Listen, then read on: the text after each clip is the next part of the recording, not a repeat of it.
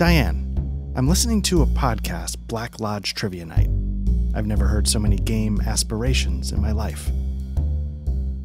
Okay, welcome back to Black Lodge Trivia Night. This is Art, and usually I would be on camera, but I'm going to try and do this off camera just to help me out a little bit behind the scenes in the post-production part of all of this. But we had a little bit of an opening in our Thursday night, that's when we record, rotation, and so I thought I would try and get another solo RPG in. And as you can maybe tell from what you're looking at, I was going to try the solo rules for Free League's RPG Dragonbane.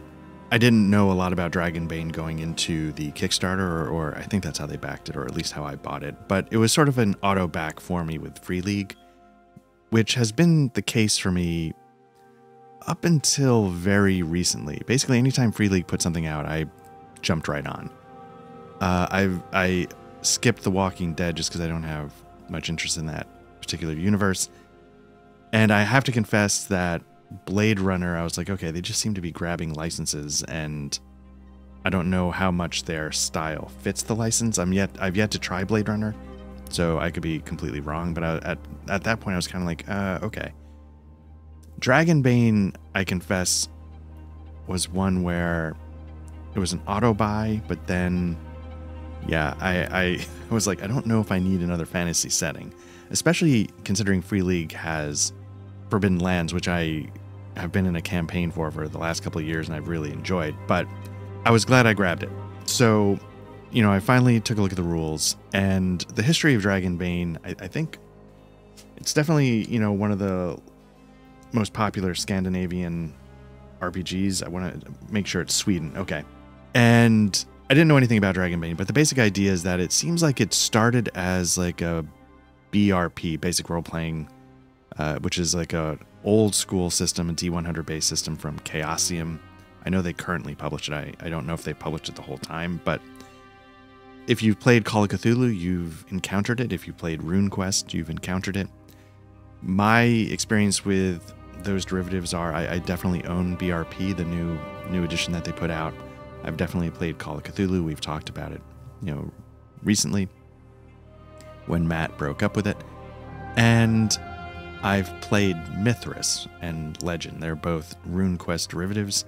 I've never had the pleasure of playing RuneQuest myself, but maybe that'll change someday. But Mithras is my most involved exposure to that kind of BRP legacy. And I love Mithras. I really love that system. So as I read Dragonbane, you know, reading the rules, I didn't really know anything about it. I'm like, okay, D20, Boons, Banes, that seems like it's got, you know, some mechanics that at least I personally recognize from playing, you know, 5e. I'm like, okay, you know, they're taking some 5e stuff and they're, you know, doing a D20 based system. But then all of a sudden I'm looking at it, I'm like, yeah, but the skill advancement, that's BRP based. And then made me go, wait a minute. And then I looked it up and realized, you know, Dragonbane started as this D100 import of, I think, Chaosium's Magic World a long time ago. And then in one of the editions, I couldn't tell you which, you know, went through a number of editions before this one, they converted it to a D20 system. Maybe that was around when, like, D&D 3.0, all the open license stuff. I don't really know. But I do know at some point a printing converted it to D20, and now Free League has sort of brought it up to date and kept those D20 roots, held on to those BRP, you know, ideas that, you know, have made it through over the years, and created something that I actually ended up really liking. Because again, going into it, I'm like, okay, I don't love 5e, Boons, Banes, D20, you know. So I have to confess, I sort of approached it from that angle until I read it. And it does a couple things that I really like. One, Boons and Banes, I actually find to be a pretty clean way to do that type of, like, advantage, disadvantage, whatever you want to call it. Mongoose's second edition of Traveler does stuff like that. I just find it a really simple way to be like, you know what, roll 2, take the higher, take the lower, whatever. It's just a very, I don't know if it's statistically the best way to achieve what you want to do, but it is very clean. It's very simple. 2, the stuff that it borrows from old school BRP systems, I really like. 1, experience points are not really a thing. What you get are skill advancements. instead. So as you know, if certain things happen, like if you critical hit, critical fail, you get to check a skill, which is a very BRP kind of idea, and get a chance to improve that skill. And it does that by you roll a d20 if you quote unquote fail, which in this game is rolling above your skill. You want to roll low in this one. If you roll above the skill on your skill check, it goes up. So you want to, when you do your skill check, you want to fail. And what that does is that means that if you're really bad at the skill, it's easier to get better. If you're really good at the skill, your improvements are going to be incremental, right? You're not going to get that, there's not only so much room to get better, right? The thing I'm kind of interested to see with this in Dragonbane is that idea I feel like could work very easily on a D100 system. I've seen it in action. And in Mithras, I guess this is the thing. I think in old school BRP systems like Call of Cthulhu, when you do that skill improvement, you get 1 point improvement. Mithras lets you roll a D4. And so I'm kind of curious to see how it works in Dragonbane, where you're on a D20, you're not doing percentile, you're doing like a skill of like 1 through 18 or something like that, right? So, I mean, I guess you can get to 20, but you can't improve it past 18. So maybe 18 is the cap. Anyway, the point is that every time you improve a skill, you're getting basically like a 5% bump. And at first I was like, oh, that could be a lot. Maybe is that too quick? Are these characters really meant to play for years and years and years? But then I realized, with Mithras, you get a D4, and that's almost, potentially a 5% bump. It's just not guaranteed. Anyway, the other thing that I really like, and this is so stupid maybe, is that armor does not make you harder to hit, which I know seems like a trivial thing, probably is a trivial thing. You could argue that in D&D it's always abstracted. It's not literally, missing. It's like the armor hits it, absorbs the blow, so just count it as a miss. I get all that. But I do like that extra granularity where armor is not part of the equation of determining your hit. Anyway, none of this really matters, but what I thought I'd like to do is, we're here in Foundry. I love Foundry VTT. I think Alchemy... does Alchemy have Dragonbane? They just did a whole big drop and got a lot of systems out to Kickstarter backers that are in very early like alpha stages, just so you know, hey, they're coming. The framework started, but they're definitely not usable. Which is too bad, because I feel like Alchemy could have been an interesting test case for this, because of the fact that this game, Dragonbane, is, it has maps, it has everything you want, but it talks about it in the solo adventure that, hey, this game is meant to be a little bit more abstract, so you don't really need maps. So I thought I could probably mimic some of the atmospheres in Alchemy, but I was just curious to try, because that's really Alchemy's strength. So anyway, so what I thought I would do is I would just start right off the bat by creating a character. Please, bear with me a little bit. I've never played Dragonbane before, but you could see, you can bring out, this is the official module from Free League for Foundry. You can get the rules for free as usual, but I got the actual full Monty. Really nicely done. Beautiful artwork, as you can see here. And basically you're getting a copy of the book.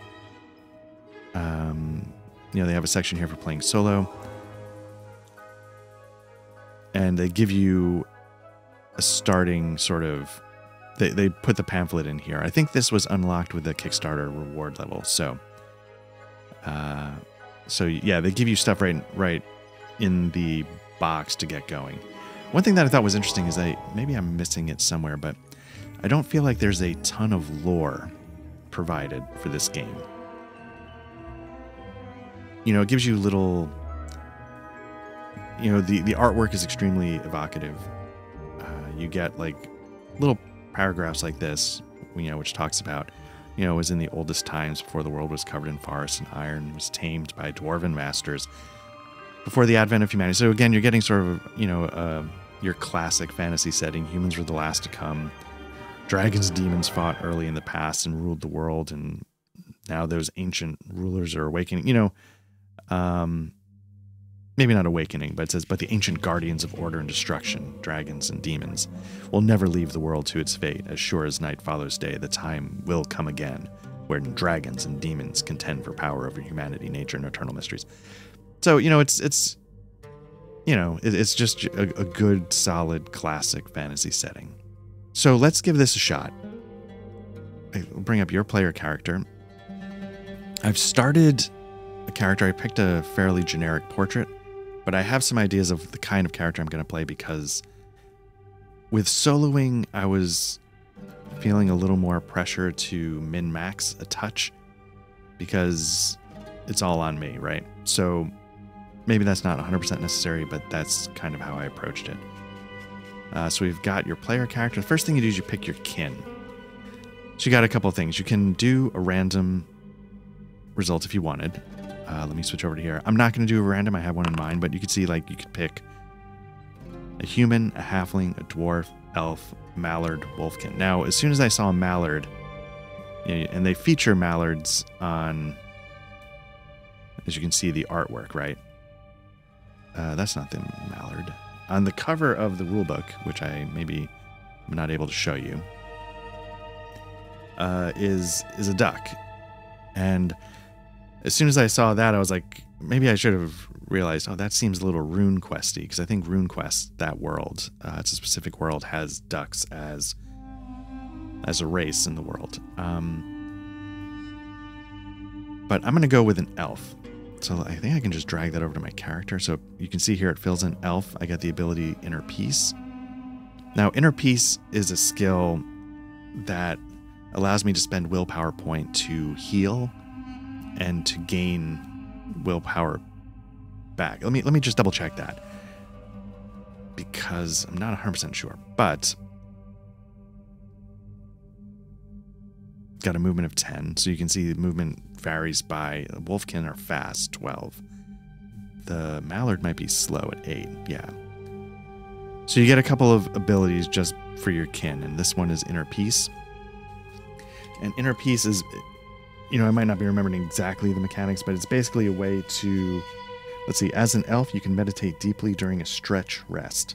You heal an additional D6 of HP and an extra D6 of willpower, WP, and can recover from an additional condition. You are completely unresponsive during meditation and cannot be awakened. So when I say stretch rest, there's 3 different time frames. There's like a round, which is like a round of combat. There's a stretch, and then there's a shift. So around 10 seconds, stretch 15 minutes. So that's like a short rest, I guess, in D&D 5th edition maybe. And then a shift is 6 hours. And then the shift of 6 hours sort of gets you into the classic free league. They break the day up into, 4 6-hour blocks, right? And I'm kind of curious, that seems to be like a staple of the free league Mutineer engine. Works really well in certain games, like when I played it in Free League, it sort of makes sense because that's meant to be a hex crawl. I don't know if this game is meant to be one. Twilight 2000, I could see it working really well. Mutineer Zero, I could see it really working well. Blade Runner was the first time I'm like, wait, why are you breaking the day up like this? But I haven't actually played. I've listened to, it was a really good actual play over at the Alcoholic Adventure Cabal for AAC. It was run by Jason and 2 of the players, Duck and Hollywood. Did a great job, but it was one of those times where I was like, oh, wait a minute, why are you forcing this on that? Anyway, so we'll see how it works here. But, in D&D, there are long rests, short rests. So there is that precedent for this style. So there we go. We've picked our kin. I've picked an elf because I wanted that ability. But again, you can randomize it if you want. I really like what they did here with I don't know if everybody does this, but this is something I do when I homebrew. I like that they put the role right here into the text. Let me see if you can edit this just to see how they do it. So you can see you can put the item right there and it'll, give you a role. And I really like,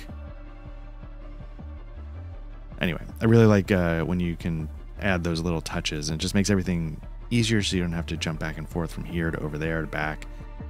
So with an elf, I'm just gonna, I don't usually care about stuff like this. I'm just gonna pick my name of Galvander.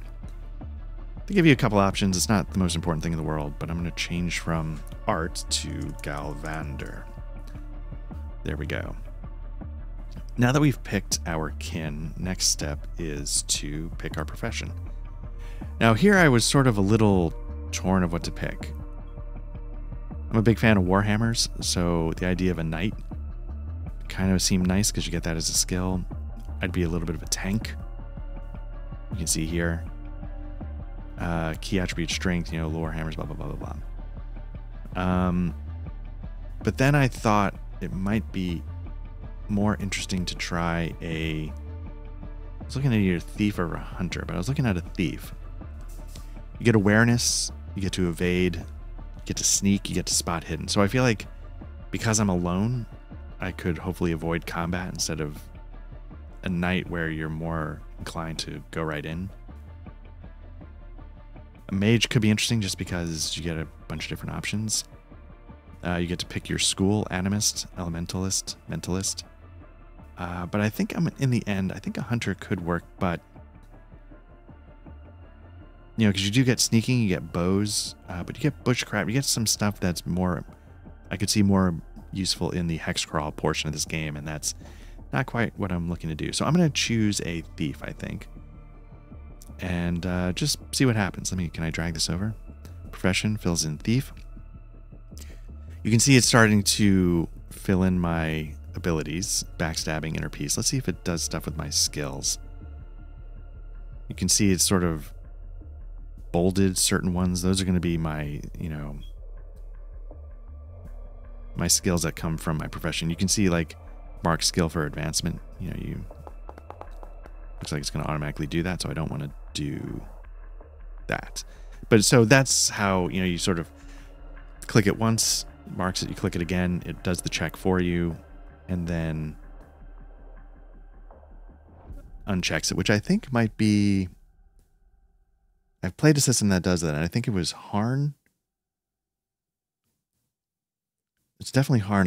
Call of Cthulhu on Foundry isn't as advanced as it is maybe for Fantasy Grounds. Or Roll20, I'm not sure exactly. Anyway, so you can see it's starting to build our list of skills, our abilities. We've got Inner Peace, which again lets you spend, do you have to spend, oh, you don't have to spend willpower points. Okay, that makes sense. Backstabbing, you do have to spend willpower points. You have to have a specific kind of weapon. Subtle weapons are usually like daggers would make sense, right? So I'm not sure I'm going to get to use my beloved hammers. Okay, so back to our main. We've picked our profession. Okay, next we're going to pick our age. You could randomize it. Personally, I'm just going to go with adult. Just vanilla right down the middle. Don't need to be super old taking hits on my skills. I'd rather have extra skills than extra abilities at the moment. So let's choose adult. So I'm going to get trained skills. 6 trained skills must be selected from your profession. The rest may be chosen freely. Up to a maximum of 18 for the stats. Okay, that's fine. So I get to have 10 trained skills. And let's see. I feel like it's telling me this is trained already.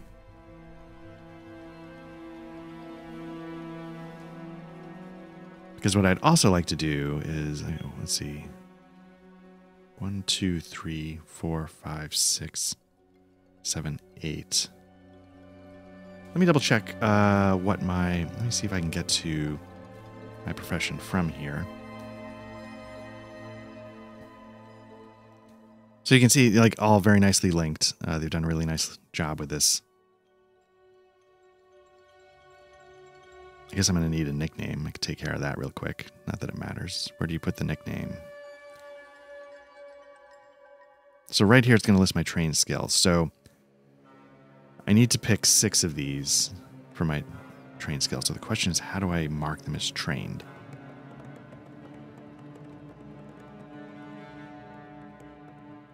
That's marking a skill for advancement.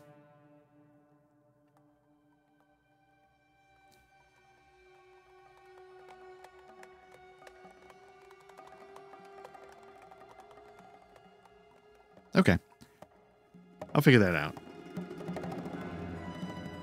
Curious if there's a way to... if it's done from here, but it doesn't seem to be. This seems to be populated. Round rest, stretch rest, shift rest, past one shift time. Okay.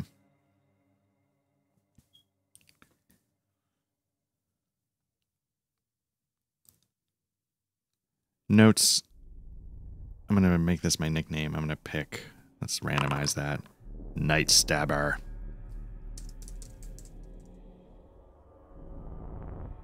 Just put that down there. Nickname, Night Stabber.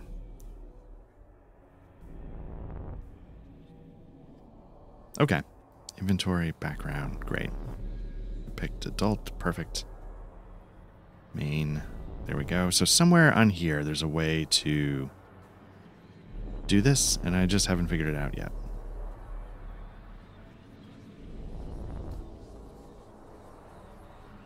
I like the idea of spot hidden, if I could make this, if I figure it out. I think I would choose spot hidden, sneaking, knives, that's 3, evade is 4, awareness 5, acrobatics 6. But then I think I would need maybe some bows. I need a ranged weapon. I'd prefer a bow. And I'd have to start figuring out the other ones, because I have to do 10 in total. So let's see. You know, here you can choose your gear, right? You have a choice. Dagger, sling, rope, hemp, knife.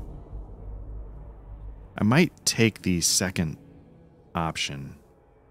Oh, but I do. Because I can buy a grappling hook, I guess.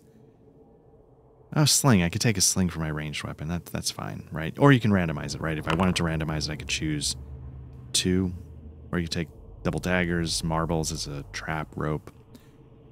But I think I'm going to choose this option here. So let me just see what happens as I start to drag these items over, right? Got a knife. Lockpicks goes over there. Torch is going to pop up. Oh, equipped. Okay. Flint and tinder. Let's see how many field ration I get. I get 4. Let me see if there's a way to change the number I have. There we go. Let me see. And I've got D10 silver. Oh, give me the... Okay, 7. Not bad. Almost had 8.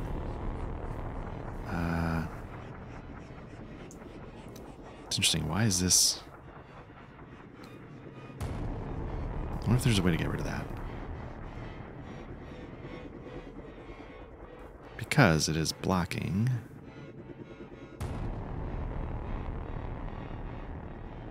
It's not that useful. Okay. Anyway, so we've got my starting equipment so far. I'm going to have to obviously flesh that out a little bit with the 7 silver, so we'll get to that at some point. But I'm really curious still how to figure this out.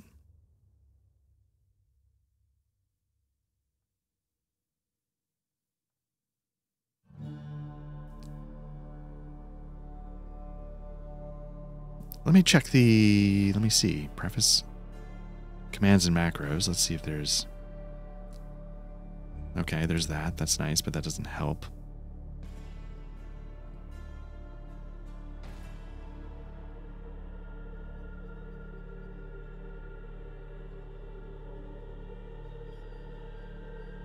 So here you see there's an explanation for the Foundry module itself.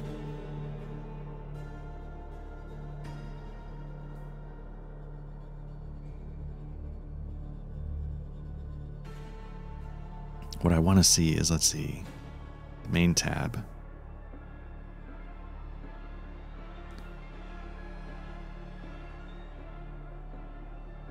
So as you can see here on the skills, you can mark skills for improvement, edit skills value, roll for skills, show and edit skills, right click or edit icon, sure. Remove skills, profession skills are marked in bold text. So that's the ones that come from my my thieving profession, so I've got to pick 6 of those. And then you can add skills by dragging and dropping onto the sheet. So maybe there's, I'm kind of curious if you go to items.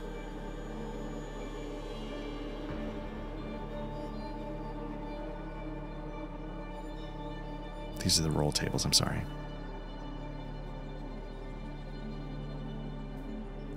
So you could just drag them on, but it looks like it sort of gives you everything you need. I wonder how moddable this would be. Like, one of the nice things about Mithras I found is that you can just change the skills to whatever you want, right? I wonder how that would work here.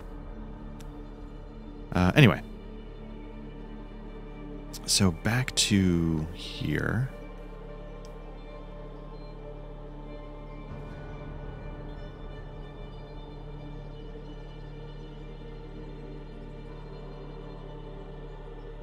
Okay, yeah, this is kind of nuts. I don't see how you...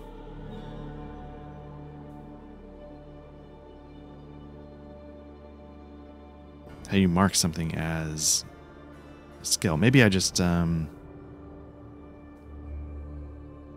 have to figure that out at some point. I'll just jot it down. And that way we can keep going. So I need to pick 10 total, 6 from my bolted. I'm going to choose sneaking, spot hidden, knives.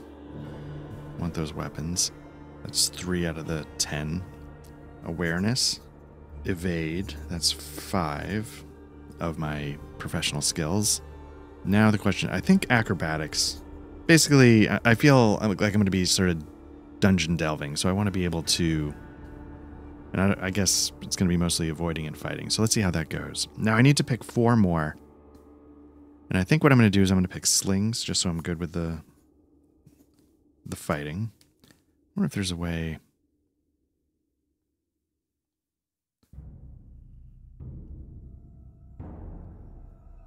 So that's 7. Performance, Myth, and Legends...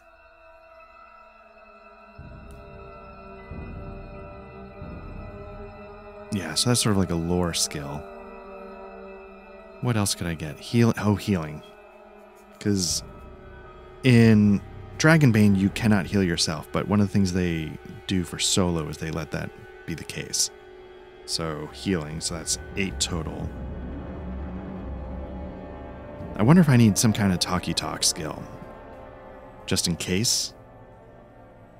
Persuasion, bluffing, what's the difference? Okay, bluffing is obviously to come up with a convincing lie. What's persuasion? Roll persuasion to make another person see things your way. Okay. I wonder, if people out there think, like, could that be the same thing? I'm not 100% sure. Maybe it's good to... Could sleight of hand if I needed to steal something. Oh, that's picking locks. So let's take sleight of hand. That's, let's see, 6, 9, so I've got 1 more. I still don't have any talkie-talkie. I'm going to try bluff. Okay, so those are my 10 skills. Okay, so...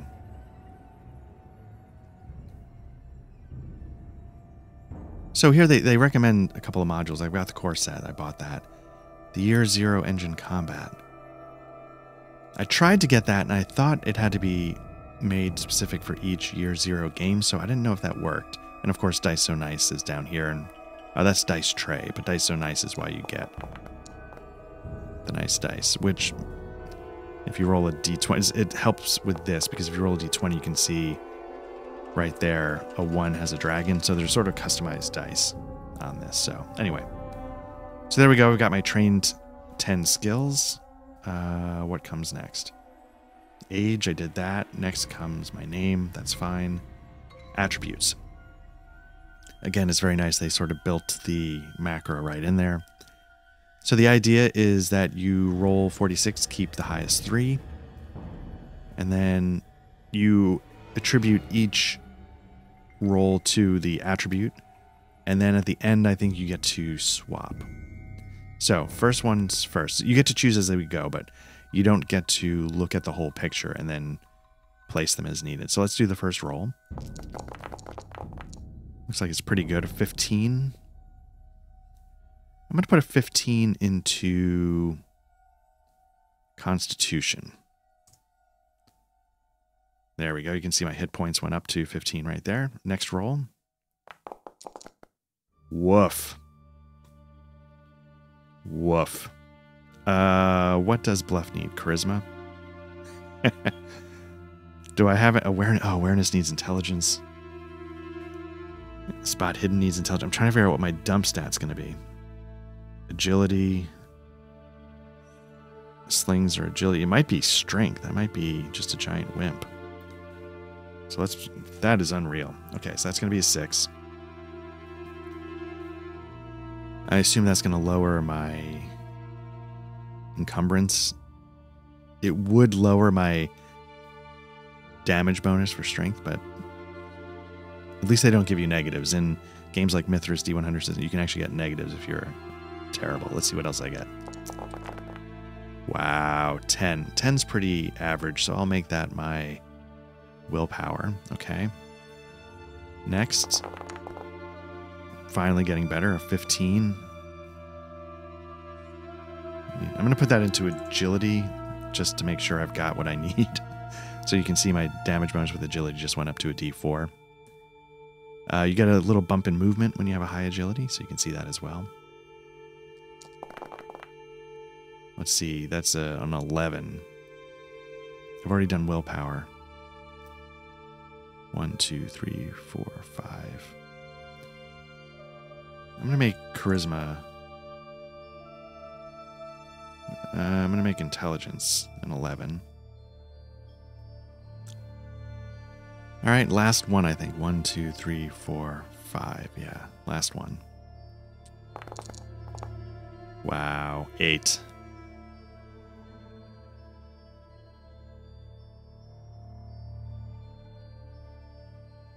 I rolled a 10 though, right?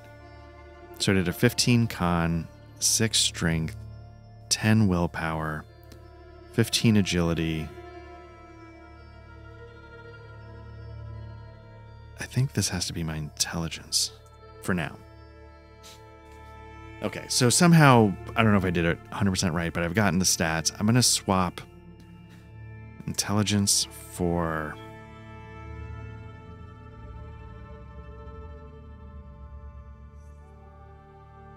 So willpower doesn't necessarily affect any skills, but it does let me spend my abilities. Backstabbing, inner peace.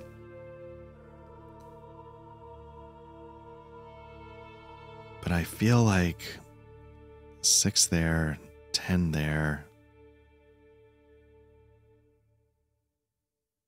Do I swap strength and willpower? So therefore I have a decent strength, but I only get to do kind of 2 things between rests. I don't know if that's a smart move, but I could see that being an interesting move. Like, I'll have to really economize, it'll make every time I use these things a real choice. So let's do that.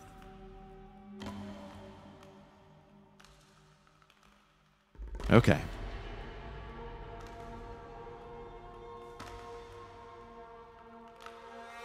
See how badly that hurts us. So you get derived ratings. You know, again, your movement, you can see it gives you right there a little bonus if you got agility. You get damage bonuses for certain stats. So that's sort of all taken care of itself. Let's see. Skills represent knowledge and the ability to blah, blah, blah. So every skill connected to an attribute has a base chance. So actually, it might change. Yeah, you can sort of see, like, our base chance is listed here, and that's entirely due to what our stats are. If it's a trained skill, that doubles.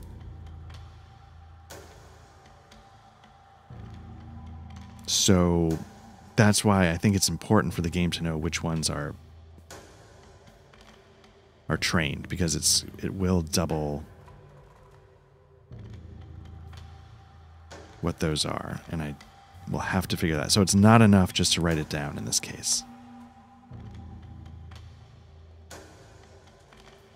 We don't want to hide it. Okay. Okay, so we did, on some level we did skills, heroic abilities. Heroic abilities are the abilities to give you specific advantages and benefits in the game. You will find a range of heroic abilities described in the book, or whatever. You start the game with one heroic ability determined by your profession. You gain new heroic abilities during play. So here's the thing I was a little confused by. You get one heroic ability based on your profession. Then you can gain new ones as you play. In this... But I think one of the things is, if I can find it, solo adventure. You can take... There's 2 new heroic abilities for solo characters. These may be selected during character creation or when earning heroic ability through play. So, I've seen some plays online and stuff where they had... It seemed like I couldn't tell if they had both. Like if they picked one and then they gave themselves one of these because they were a solo character. The way I'm reading it is you have to choose this instead. So I'm not sure what to do. Let's pull up the heroic ability. Like, part of me wants to take Army of One, which lets you attack twice in a round, and it doesn't cost any willpower points because I have no willpower to spare. But let's just see heroic abilities. We have like assassin, backstabbing. I have backstabbing. So this is the other thing. Like, do I have backstabbing? I do. So that's one that comes from my profession. Inner peace comes from my kin. And I'm assuming I get to choose one more. And there's a whole group of them here. And what I think I'm going to go with is, for now, Army of One.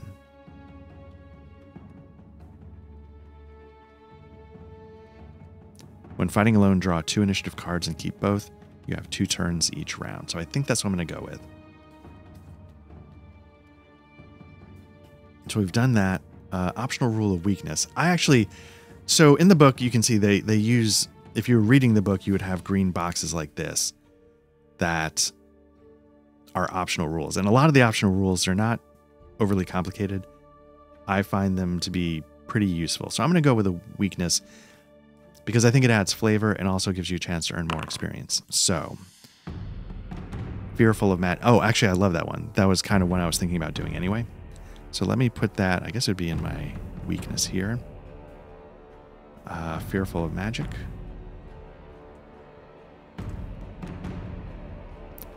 So the way I'm picturing myself, I'm an elf, I'm a thief, I'm kind of a loner. I don't trust, the only way to get things done right is to do it yourself, is sort of the mantra I have going in. And so, because I'm not magically inclined, I would be sort of a little suspicious of people who use that kind of crutch. Like, yeah, sure, I can make a magic spell of smoke, but how about I just be able to sneak so I don't have to rely, on this invisible force that I don't understand. So, okay, there we go. Gear. Let's see, you get a memento, so let's see what that is. I'll see what the randomized one, but I have one in mind. A simple silver medallion. Again, these don't really do much, but you can use the memento as an optional rule to sort of calm yourself down a little bit, and I'll get into that in a little bit. The one I'm going to choose, because I had an idea as part of my lore, is there's a map. Where is it? Either a map or a ragged old journal. I'm not sure which. A map. There we go. Hand-drawn map you inherited. Let's see what the journal is, because both could sort of serve the same purpose. I'm going to go with the map. Drag this over. It should be now in my inventory. The memento. Now, the reason why, again, I'm sort of this loner, and what I'm going to sort of picture my backstory as is, when something happened to my parents, passed away, whatever it is that happened to them. I know elves are often immortal and stuff. I don't know if they are in this world, but going through maybe the wreckage of a fire or something in their modest home. I found this map buried. It's in a language I don't understand. The landmarks that I can, like, oh, is that a mountain? Is that a river? I don't recognize at all. And maybe I believe whatever bad thing befell my parents was because of this map. And so I've sort of made it my point to figure out what this is and where this might point to. And that's part of why I'm out adventuring by myself, sort of making my way across the land. So I'm going to choose a map. So that's our memento. That's great. We did that. So now coins. Memento, gear. So here's gear. Let me just pop this out for a second so you don't have to look at it, but I can keep it up. So, you know, we've got 7 silver. We've got, as far as weapons go, a torch and knife. Let's see if we can buy a sling. A sling cost 1 silver. So I'm kind of curious. We've got 7 silver. I've been spoiled a little bit by the Pathfinder 2nd edition. It did not subtract, but that's okay. I wonder if there's a way to make it subtract. So now with this, you don't have to worry about ammo so much. What you need is... Okay, bludgeoning. You need to buy something to carry the... Is it a container? No.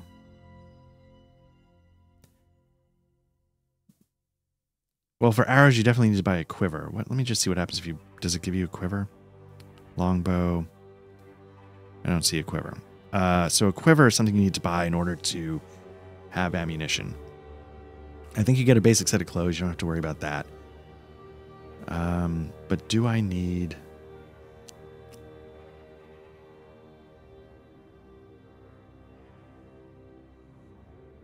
Curious where it puts... like a quiver, because there might be something I need for... I can't afford armor because it's 2 gold. Is there any cheaper armor? No? Okay, so I'm going in ugly. Clothes you don't really have to worry about, except that there are stuff that will help against, yeah, journey mishaps, right? Fur will help you sleep and stay warm. Oh, you do have to... Oh, interesting. So you do get basic rags, but if you do a charisma-based something, you're going to get a bane, because you look like a hobo. Let's see what else they have. I don't need an instrument. Blankets are 5 silver. I'm really low on money here. Can't do field kitchen, field ration. I need food. Got 4 at the moment. I feel like I need to buy 2 more. Maybe I don't, but... lockpicks I have, which are good because I would not have been able to afford them otherwise. Here we go, quiver. You can buy 1 of 2, right? Like you can either get wooden or iron. Iron's obviously 2 gold, 5 silver for wooden. And wooden, you know, doubles the effectiveness. So there's like little touches that that's something you can't do in D&D, right? You can't... It's hard to come up with a clean way to have your armor be more effective against crappier arrows. So it's little stuff like that that I really, really like. I wonder what a grappling hook costs, because that's something I had to give up 3 gold. So it's kind of nice. Like, it's sort of like spend some of your money for you, right? I've got a torch, so I've got some light. I don't need that. Light sources, I've got a torch. I feel like I need more torches, though. 5 copper. I think it's 10 copper to a silver piece, so I'm just going to buy 2 more. That's another silver. Let's see what the tools are. Crowbar. I don't know if I can even afford these. Needle and thread. Containers. Backpack's super helpful, but I can't afford it. Bucket. Wear it as a helmet. Doubles as a shitter, so to speak. Bandages. Ooh. Ooh. I might need to give up 2 of these field rations. Go back to 4. That's going to put me back up to 5. And then I might buy bandages. And that brings me down to 0. I'm at my encumbrance. Max encumbrance. You can see things you have equipped. You can have up to 3 weapons, quote unquote, on hand. And then you choose which one's ready to go. Is that something we do here? No. But they don't count against your encumbrance. Neither does anything you're wearing. Anything you're carrying, though, you can see does count.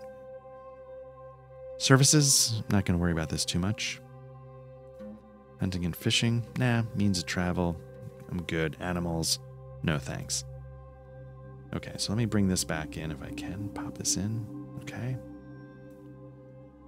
Encumbrance. You can see your weapons at hand. You can have up to 3 weapons at hand, which means they are worn on your belt and otherwise ready. So I'm not going to worry about that. You don't have to count every arrow you are carrying. Instead, each quiver of arrows counts as a single item. As long as you have the quiver, you can use the weapon. So it just sort of streamlines it a little bit. I actually really like what Forbidden Lands does, which is it gives you a die. So there's a chance to run out of ammo, because here it seems like there's no chance to run out of ammo, and it sort of takes that off your plate, which is fine. But I like the idea of being able to run out of ammo. And the Forbidden Lands idea where you could have it at a D12, and then if you blow a roll after you use it, you check. And if you get a 1, like if you critical fail in a way, the D12 becomes a D10. And that's what you're rolling on a D12. If you roll a 1 on a D12, you drop it down to a D10. If you roll a 1 on a D10, it drops down to a D8. And so on and so forth, so you get to a D4. And if you get to a D4 or a D6, I'm not sure which. Might be just a D6. If you blow it on that one, you run out. So as you can sort of see, it's a nice balance, because every time you drop down a die, it gets a little bit more likely that you're going to run out. I thought that was genius. And is it more, I don't know, is it more streamlined than just going from 14 to 13? Maybe not, but it introduces another opportunity to roll dice, and that's always fun. Anyway, so we are good to go in terms of encumbrance, appearance. Yeah, let's see if we've got something going on for our appearance. I'm not too picky on this. 3. I'm normally pale and pasty. Yeah, why not? Now it's interesting. Why did it not do a die roll for that? I got to make sure of one thing. There's certain, like I said, this is Foundry. There's certain things I always do. Go to this. And one thing I like to do, this is the core settings for Foundry. What I like to do is left click to release objects, make sure that's checked. And then if there is, sometimes you check for token drag vision. I turn that off usually so that when players or I drag their token around the map as a GM, that doesn't reveal something they're not supposed to see. Animate roll tables.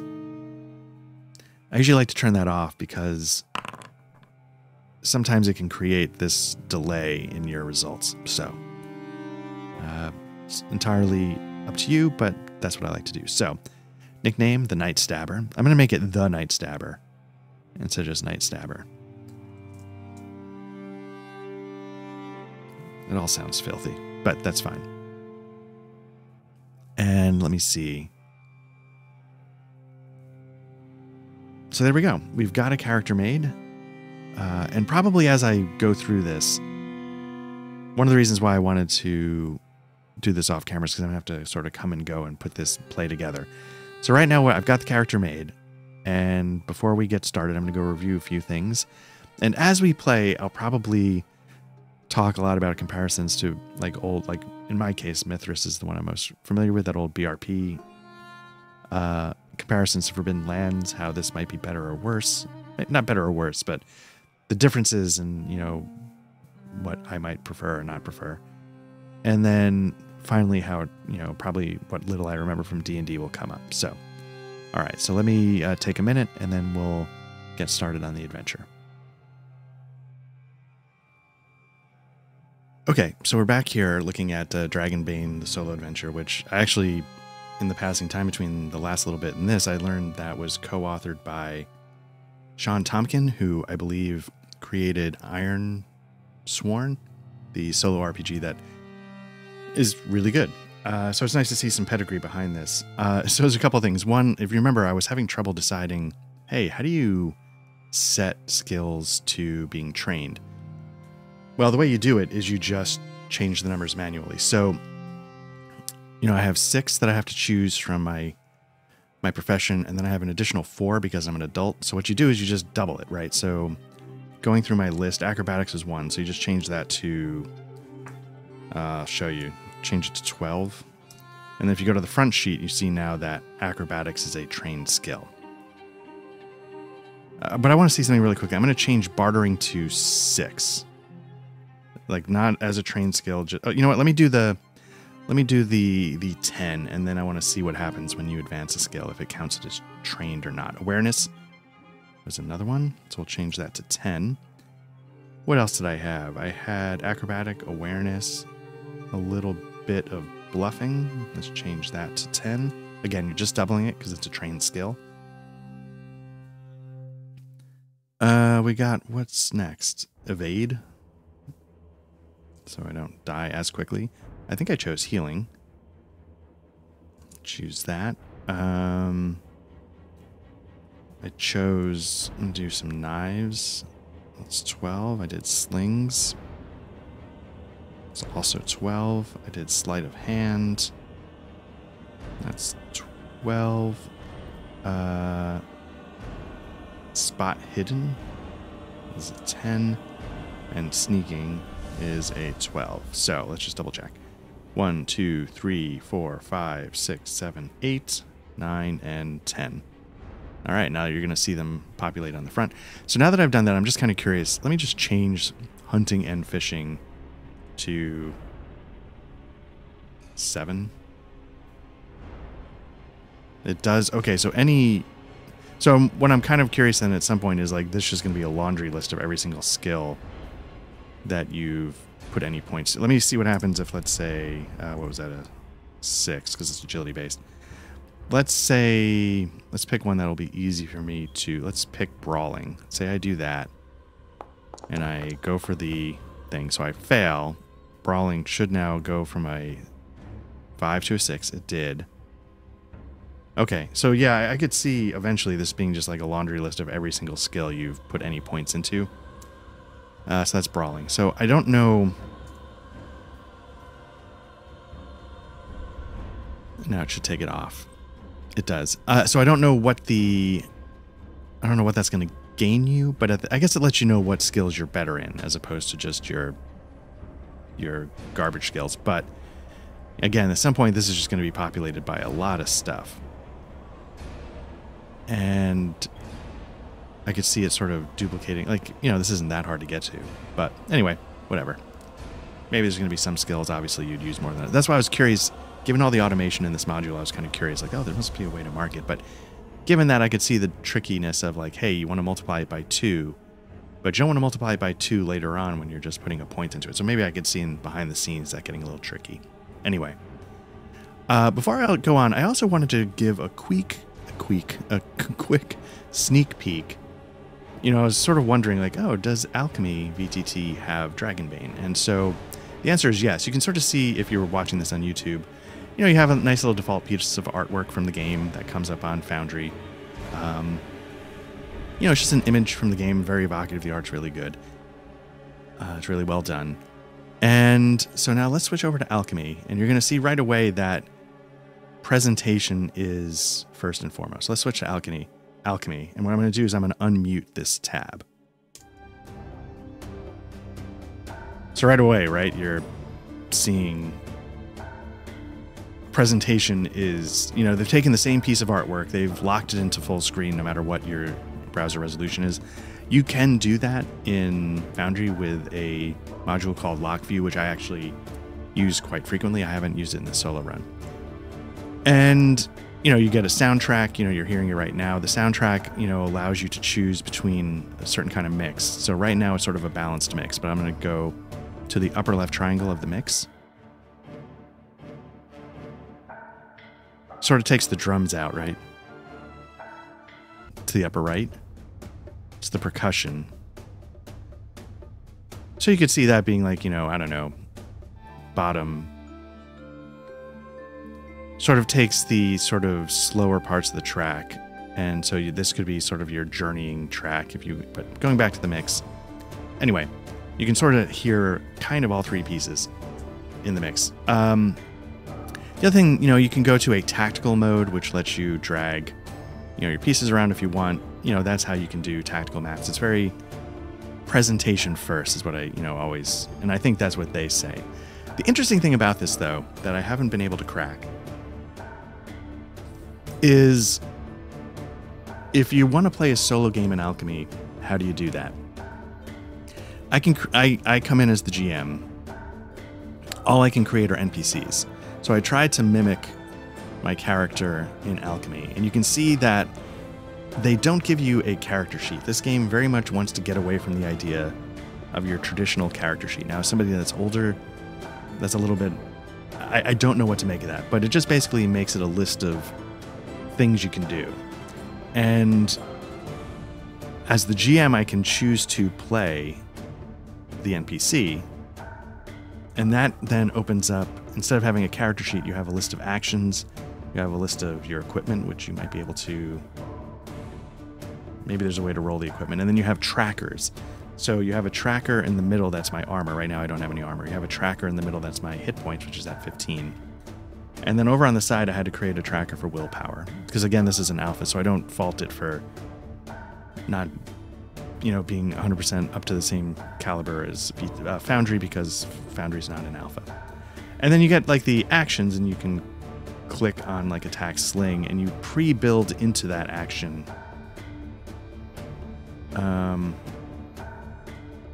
like your bonuses and stuff. So you can sort of see I rolled a 1, which is great. That's a dragon. That's a critical hit. I'm doing something wrong here with slings, though.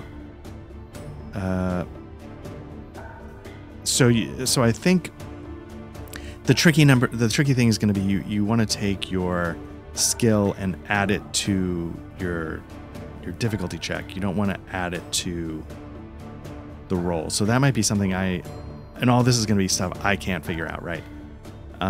It does all the rolls at once. Under the hood, I don't know how Alchemy works very well.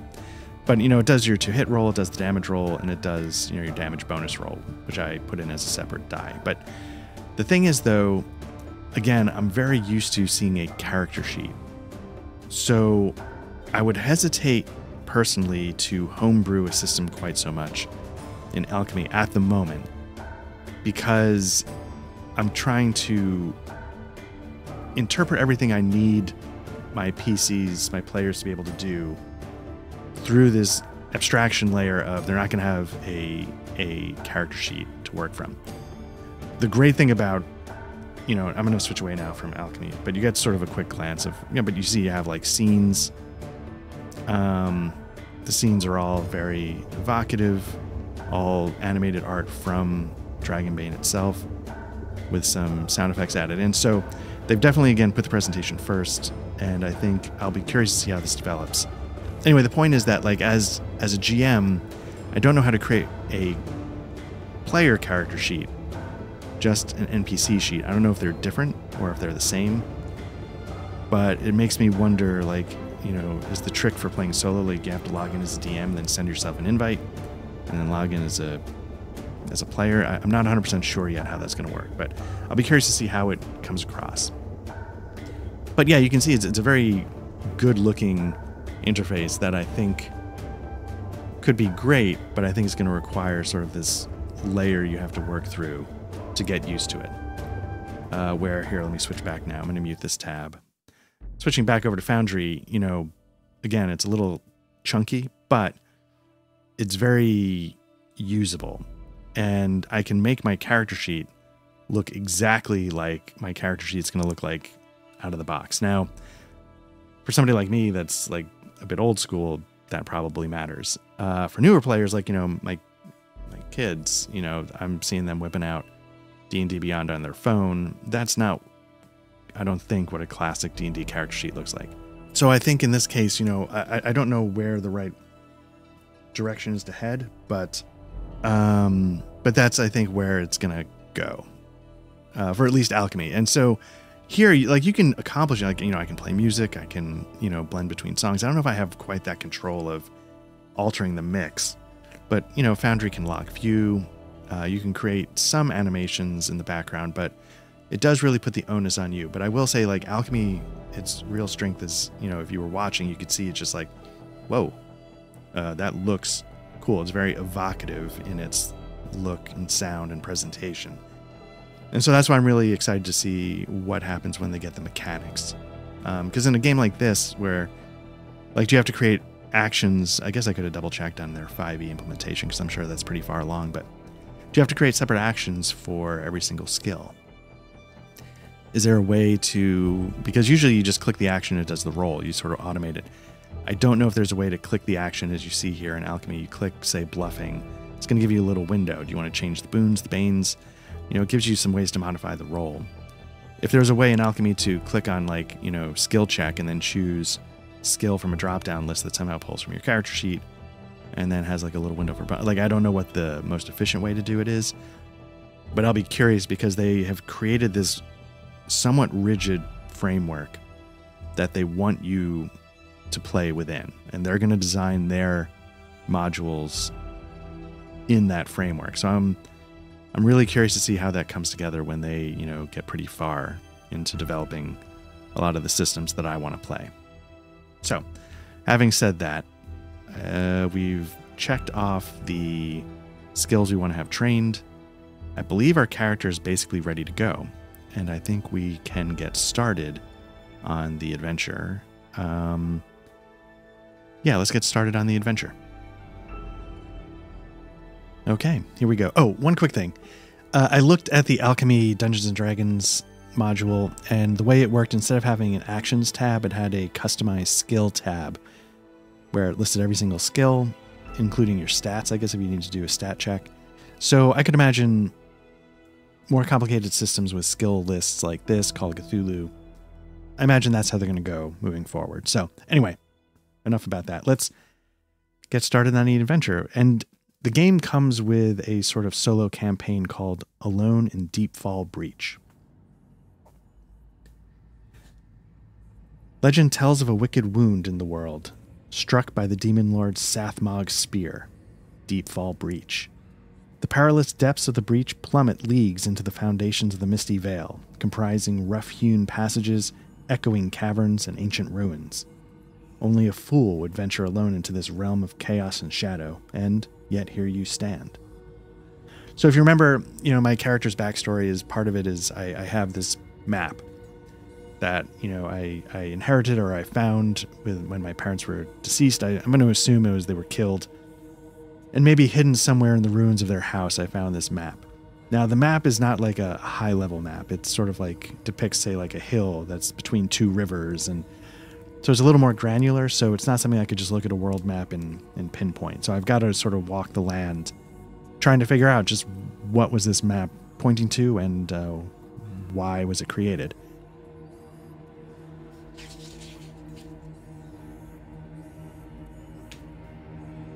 So because of that, I've been making my way around the Misty Vale, and I'll pull up the world map here on Foundry, and I've come across Deepfall Breach. Now, Deepfall Breach, as I just said, it was sort of created by an ancient battle, sort of like a godlike weapon struck the earth and created this breach. It's southwest of the center of the map. If you have a copy of the map, I'm going to zoom in a little bit here on Foundry, and you can see there's this church with an aqueduct structure nearby, and then right below it is this chasm with this red emanating from it. It's just north of the, I don't know if it's Rummer Mountains or Kummer, R-U-M-M-E-R or K-U-M-M-E-R. Also sort of northwest of the Drakmar Pass. So it's in the bottomish part of the map if you're looking at it. So on my journeys, trying to make my way across the land to figure out where this map fragment points to, I come across a nameless chapel standing on the edge of Deepfall Breach. The mortared stones of the structure have stood fast against time, wind, and calamity. But its stained glass windows lie scattered in shards, and the heavy oaken doors hang loose and creaking on ancient hinges. You are caught amid a torrential rain, so you slip inside, eager to escape both the downpour and the baleful red glow emanating from the depths of the breach. Inside, the chapel casts a shadow on itself. Rotting pews, piles of refuse, tattered tapestries depicting battles long forgotten. Candles lend their meager glow in flickering clusters, while fragrant smoke curls from incense burners. Maze-like etchings litter a large desk occupying the far wall. Maddening, aren't they? The gruff, weathered voice precedes a hunched form dislodging itself from the shadows. Silver streaks the coal-black fur of a wolfkin draped in ratty robes. He leans on a wicked-looking two-handed mace topped with a clenched steel fist. Numerous scars mark the wolfkin's lupine visage, with a stone sphere replacing his left eye. The breach, he continues, nodding toward the desk littered with labyrinthian maps, impossible to map with any accuracy. He introduces himself as Stonegaze, though he also supplies his true name, Ingolfer. I'm not sure if that's how you pronounce it. The name is not unknown to you, but the Ingolfer of whom you've heard tell is a fearsome warrior and famed hunter of demons, not an old hermit priest. Have ye come to delve the breach? He asks. There's good to be done, justice to be dealt, and riches to be uncovered, if ye've the mettle for it. So in this church, I encounter Ingolfer, and I inquire. I show him the fragment of the map, and I ask if any of this looks familiar. And he sort of looks at me for a moment, and he says, no, but as I was saying, the breach is impossible to map. Could it be something that's located in the underworld? Possibly.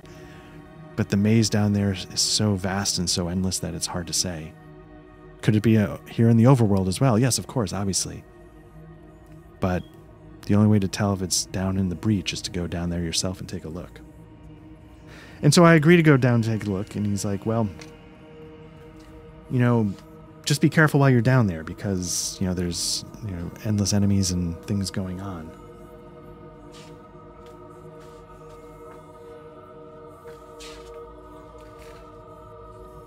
And he said, what could help you is if, we could maybe reforge the shard that created this breach.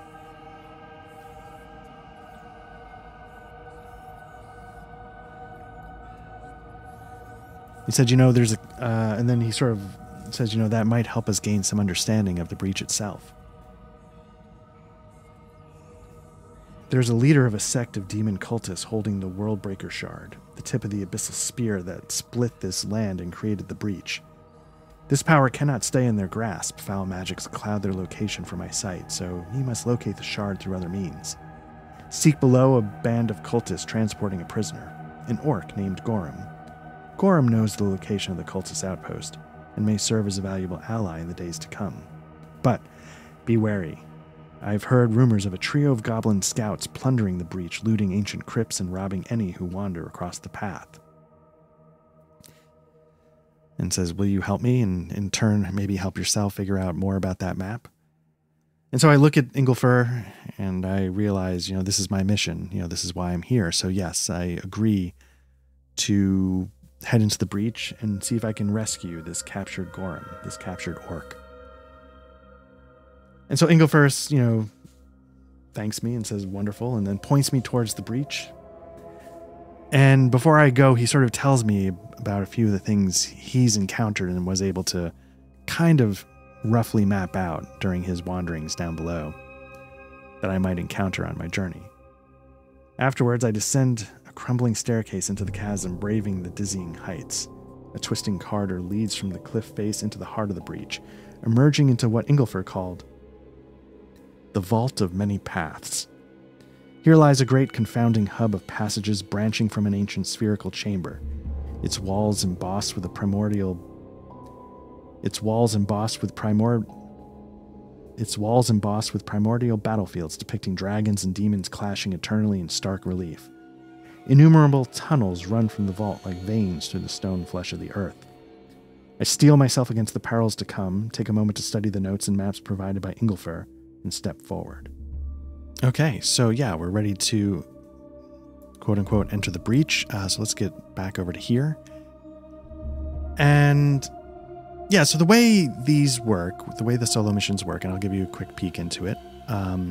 Alone in Deepfall Breach is sort of the module for playing solo, and I think the campaign is the Forged Shard. So it's a multi-step campaign. And the way these missions are often broken into is, if you're watching this on YouTube, you can see there's a threat, which is, I've read it out, a trio of goblins that scouts that plunder the breach looking for ancient crypts. There's a mechanic in this game where there's like a threat level to the mission when it's in solo mode. It starts at level 1, can get as high as 6. If it gets to 6, you resolve the threat, which in this case is an ambush by 3 goblin scouts. You can also see like there's 5 steps to this mission. Usually you can see the next one has 7. First one is 1, 2, 3, and 4 are unknown. 5 is filled in. So the idea is that Inglefur can sort of relate to you details about certain parts that you're going to have to go through, and it gives you a little bit of an idea, a little prompt of what this area could be. So I'm going to pop this out. We're going to start by going to a plunging path. A sloping corridor carries you into the oppressive depths of the breach. Tread softly, yes, ye wake the creatures of fang and wing, nestling within the cracks and hollows of this ancient passage. So we're going to switch to this. As you can see, it's a map. These maps are from a Kickstarter that I backed called Into the Woods, I think. I'll try and get the information in the show notes. I think Tom Kortos is the guy who runs it, because he often releases like free maps as well every month. Anyway, but the Kickstarter was Into the Breach, and most of the maps I'm pulling from will be from there. So here we go. Inglefur told us that there's creatures of fang and wing, which of course, implies maybe bats of sorts. And given that we're in a cavern, it makes sense. So we make our way into the breach, and we, start taking the paths that Inglefur, guides us down until we get to the sort of tracks that we're looking for. And we start here in this cavern, and this cavern is split by this rickety bridge, and like thousands of feet below is sort of a lava flow. And maybe that's, sort of some of the deepest parts of where the weapon struck that created this breach. It went so far down, it went into actually to pierce and crack the molten levels, the core, of the planet. And so far below, there's, the faint glow of a lava flow. Maybe there's enough heat traveling up that you get a little bit of that shimmer, a little bit of that distortion that heat makes when it's coming off a hot surface. And so while there's a glow coming up from below, it's not bright enough to light the cavern. So first thing I need to do is I need to pull a torch out of my inventory. So what I'm going to do is I'm going to double click on my character. I'm going to get rid of some of these. I was just playing around with that a little bit to see how it worked. Yeah, sorry, I was just testing a few things. Okay, so what I need to do is you can have 3 weapons at the ready, a torch, sling, and a knife. I'm going to put a torch in my offhand because you can see its grip is one-handed, and I'm going to put a sling in the other so I'm ready to go. I know that there's the potential for winged creatures, for bats in this area. So what I'm going to do is I'm going to pop in the Alone in the Breach thing, because here's where sort of that Iron Sworn Oracle stuff kind of comes into play. Core Solo 2. So there's a fortune chart that has a couple of different columns. Yes, no, number, scale, power, quality, reaction. It's a D6 roll, and it just sort of answers some general questions. So I want to know how many bats are in this cave. So I'm going to roll a d6. And I'm going to get 5. So 5 means that there are several. So to me, one, few would be 3, several might be 4 or 5. I'm going to put 5. Let's just call it 5. So I need to figure out, are there the bestiary? So let me pull that up and see if there's anything that might work. So there's vampiric bats, which seem, I mean, they could work, but let's see if there's just bats. Bear, goat, dog, deer, horse, cat, wolf, fox, donkey, moose. No, there's no bats. But I gotta say, like, a vampiric bat seems seems like a lot.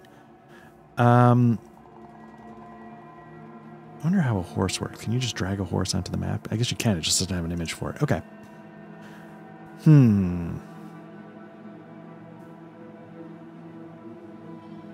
So the other thing that they have for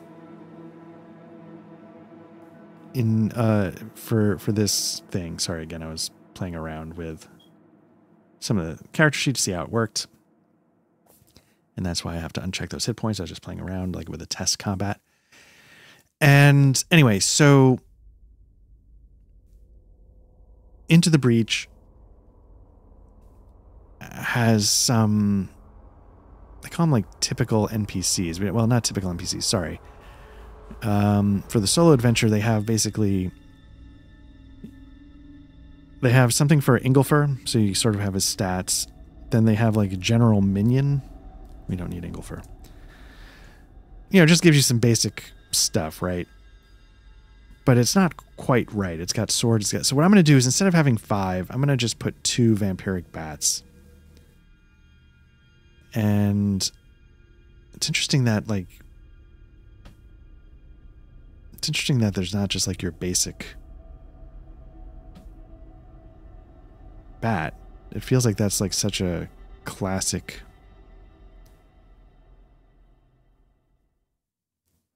But also wondering, because I'm starting to see, like, if you go within the adventures, let me pop this back in. So if you go here, there's dice. I'm going to use this for my threat level of 1 at the moment. You can see rules. There's like the bestiary. Common animals, bear, cat, deer, dog, donkey, bum, bum, bum, bum, bum. Elementals. But then you have like your basic skeletons, orcs, manticores, you know. So, but then if you go to adventures, you can sort of pick up, like, these are probably going to be very specific, but I'm kind of wondering if there's like a cave. Is there a, no, there's a viper. Another cave, spiderlings. Again, I don't mean to spoil it, but I'm just trying to find out if anywhere has just like a bat. So like a vampiric bat seems like a big deal, right? As opposed to like regular bats. So what I'm going to do is I'm just going to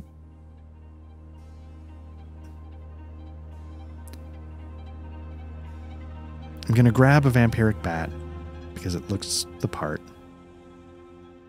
Some nice artwork you can see. And we're going to sort of figure out how it goes. So I'm just going to say I know I rolled 5, but that would be a bat. This is a lot tougher, I think. And I'm solo, so I'm going to go easy on myself because why not? So there we go. We've got the bat in place. And so the first things first, I'm going to light a torch. And bats, of course, are blind, so the lighting of the torch should not necessarily trigger anything. But let me see if I can observe. Let me like investigate, you know, search the area. So I'm going to go to my skills. And I'm going to do awareness just to see, like, hey, do I notice anything? If I hadn't lit the torch, I would give myself a bane because it's kind of dark. But since I've lit the torch, I don't think that's enough to give me a boon, right? It's still a dark cave. I've got a torch, but it's not like suddenly I'm getting massive advantages. So let's just do a straight roll. Roll a 6. Okay, so I noticed the bat, and I realized, okay, there's where it is. And I realize there's a threat in the cave, and I'm going to have to be a little careful. So the next thing I want to do, I'm going to pop this out. Next thing I'm going to do is I want to check this bridge. I I want to check this bridge. Is it trapped? I want to check the bridge. Is it sturdy? So what I'm going to do is I'm going to do spot hidden and see how that goes. Again, you know, like I'm not going to give myself any banes or boons just because I'm just doing a straight check. I've got torchlight, so I'm not penalized, but let's see how it goes. Ooh, I almost rolled. I almost rolled a 20. A 20 is a demon. That's a critical failure. I think I mentioned you want to roll low. A 1 is a dragon. And if you roll a 20, you know, that would have given me a chance to increase the skill later on, but I'd rather take the pass. So I succeed, and it looks like the bridge... Here's what I'm going to say. I'm going to say that the bridge is holding together. I'm going to say it's not trapped, but I'm going to notice a few weak points that I'm going to have to, you know, be very careful about as I try and cross. So I'll make my way, it's unpaused. Okay, so I'll sort of make my way to the edge of the bridge, and now I can sort of see down below. I can see just how deep, and the only thing I can see, I can't see any detail. I can just see the glowing lava flow below, and I realize that it's just thousands of feet deep. So I definitely don't want to fall there. So what I'm going to do is I'm going to make myself perform an acrobatics check. Acrobatics is just like jumping, climbing, balancing. I'm going to sort of make it an acrobatics check to, you know, cleanly avoid some of these gaps, the weaker planks, so on and so forth. Let's see how I do. 16 is going to be a failure. So now you're seeing, I don't know if we talked about this. I'm pushing, you can push the roll. I can either accept the failure or I can push the roll, give myself, which is an optional rule. You don't have to have this rule, but I figure why not? And pushing a roll is very similar to, you know, Mutineer Zero Engine games. A lot of them incorporate some kind of push your roll mechanic. In Forbidden Lands, which is the game I'm most familiar with, the mechanic involves, you know, 6s are successes, 1s are skulls. You know, if you roll skulls and you push the roll, then the skulls have the chance, they don't have the chance. They do damage to either your stat or your equipment. If you don't push the roll, you just ignore the skulls. They don't do anything to you. And damage in Forbidden Lands involves either, yeah, like I said, you know, you can take off chunks from your equipment, you can take off chunks from your stat that drives the skill check or the stat you rolled against. And if you push, you gain willpower. I think you gain a willpower point every time you push a roll. And I think in Forbidden Lands, the way we've been playing it recently is that the roll itself has to have some kind of life-threatening characteristic to it. Not like literally you're about to die, but it can't be like, I wiped my ass, you failed, I pushed the roll, right? It's more like, you know, I'm starting to slip. I failed to grab something, I pushed the roll, because there's a chance I can be harmed. But what that does is it creates sort of this weird, and then you use willpower points, much like this game, to like spend it on certain abilities, and one of the main things you use it for is to cast spells. The problem with it is, especially for magic users, but you end up in this sort of weird economy of like, I need to risk getting stabbed so that later on I can cast detect magic or something like that, right? It's not literally that, but so it sort of creates this weird connection that I don't want to say it doesn't make sense, but to me, the thing with me, this might not be fair or good analysis, but the Mutineer Zero engine feels like it has mechanics that make really good sense in an interconnected way on a purely sort of mechanical basis. Sort of like a Euro game versus like an Ameritrash game, right? The Euro game has these mechanics that are tightly interwoven, but when you think about the theme, you're like, don't think about the theme too much. Sometimes I feel like there's little connections within Mutineer Zero Engine games that have that same vibe, where like the idea of like push your luck and, you know, that risk worth versus reward. So by failing, you get this other thing that lets you, it all feels like really nice in terms of mechanics working together until you then say, okay, but what do we call it? How does it, like, what is it in game? And you're realizing like, well, you're pushing your roll of getting stabbed so that later on you can cast a spell. And you're like, that doesn't make any sense. So one of the things I really like about Dragonbane is that it takes that out of it. It makes willpower a stat, much like many, BRP, Mithras, those kinds of games. And it sort of eliminates that push and pull, which is mechanically interesting, but thematically, who's to say? All that's to say, like, I'm not going to push my roll. So there you go. So what this means is I'm going to start making my way across the bridge. And, I didn't critically fail, but what happens is maybe like I put my foot through a slat and I trip and stumble and I drop the torch. So like as I fall, like I'm not like hanging by a thread over the edge, but I lose my footing and the torch goes falling. And so let's first and foremost, I'm going to, take a torch off of my inventory. And I'm going to slowly stand up and I'm going to start to look up and see if that bat has awakened. Now, is there something I can... It's not a skill check. I'm going to go back to this book and I'm going to look at yes, no, is the passage guarded? So basically I'm like, is the bat alerted? So now I thought there were ways that if you wanted to, you can tilt the scales, right? It's basically rolling the D6 with a boon or a bane because you want to roll low. I'm not going to give myself a boon or a bane on this, but I'm going to use the fortune chart, the yes, no column, 1 extreme no, 2, 3 no, 4, 5 yes, 6 extreme yes. Let's see what I get. Extreme. Oh man. Okay. So maybe what that means is this thing's alerted. Oh, this is going to be bad.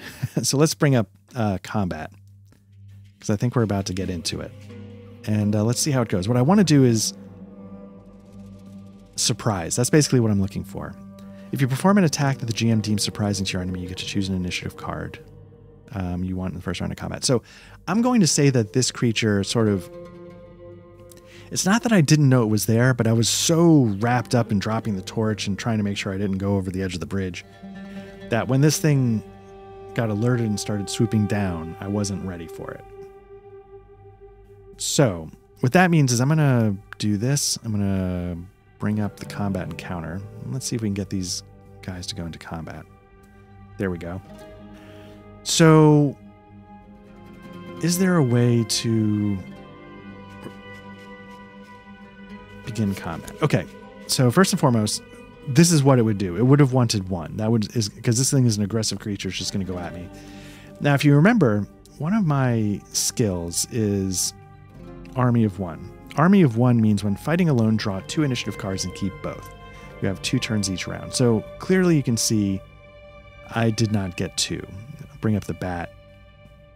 The reason why the bat got 2 is because it has a ferocity stat of 2. So what that means is whatever your ferocity is, that's how many initiative cards you get. So like a dragon might have a ferocity of, say, 5.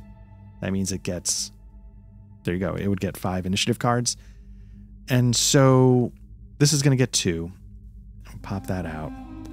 And it's going to get to go first. But what I need to do is I need to give myself a second one. So what I'm going to do is I'm going to duplicate a combatant, roll initiative, and now I have 8, 9. So let's see how this goes.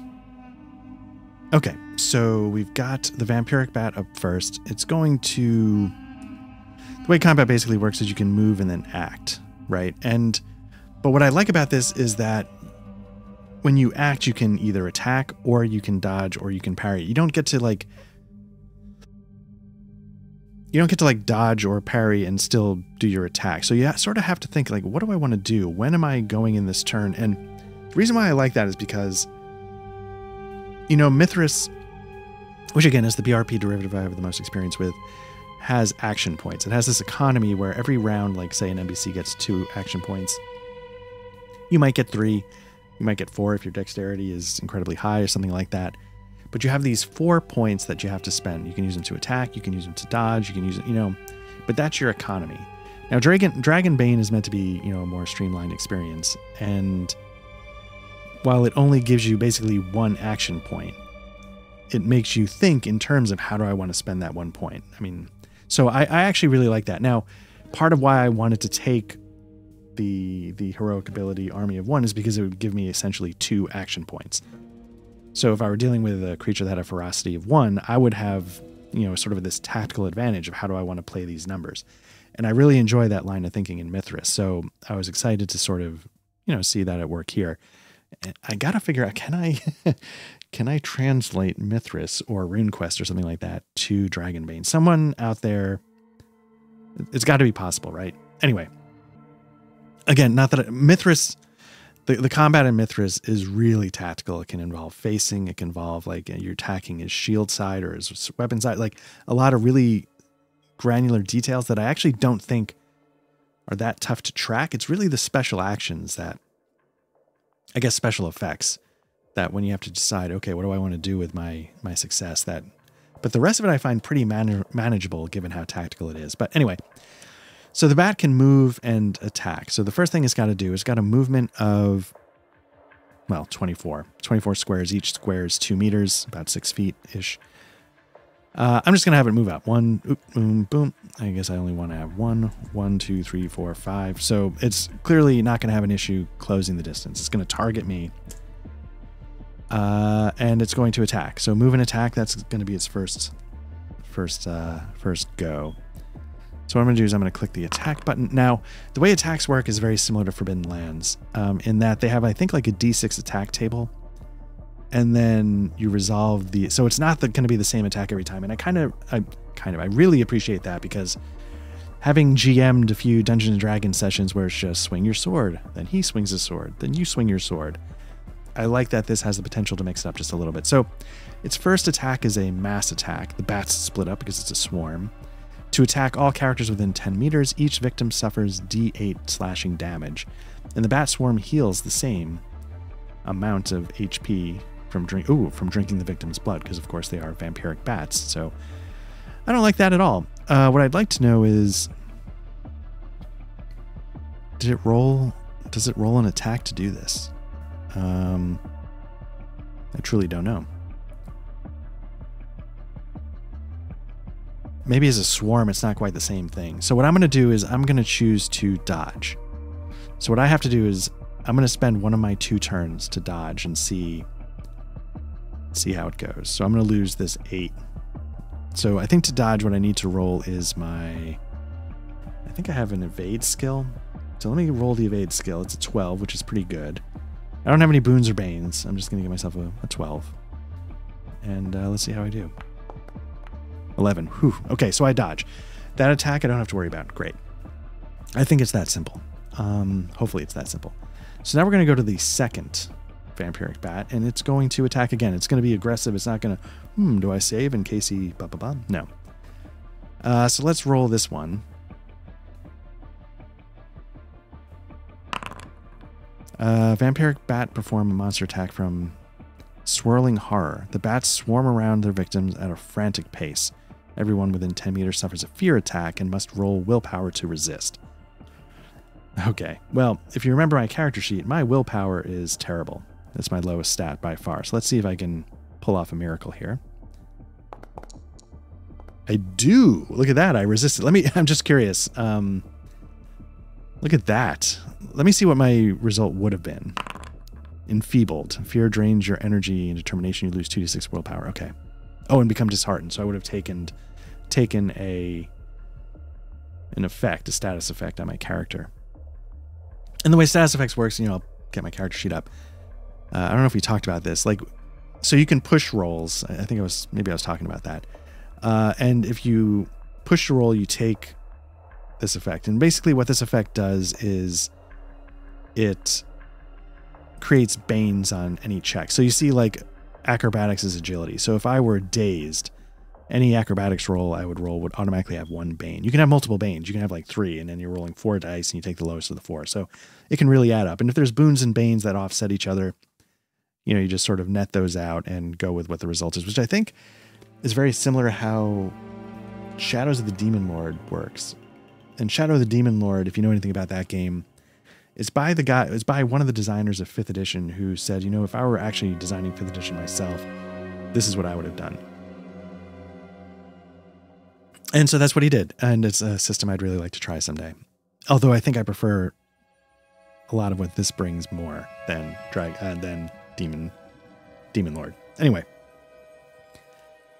So I managed to resist, so I don't have to worry about that. I've burned my first movement dodging, and now I have the second one, where either I can attack. The bat's out of move, so if I attack, and maybe I'll just give it a shot, right? Because why not? I think I had my sling ready. So,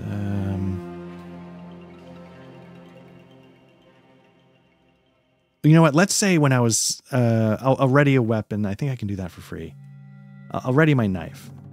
And let's give that a shot. So now what I'll do is I'll pop this in just so you can see.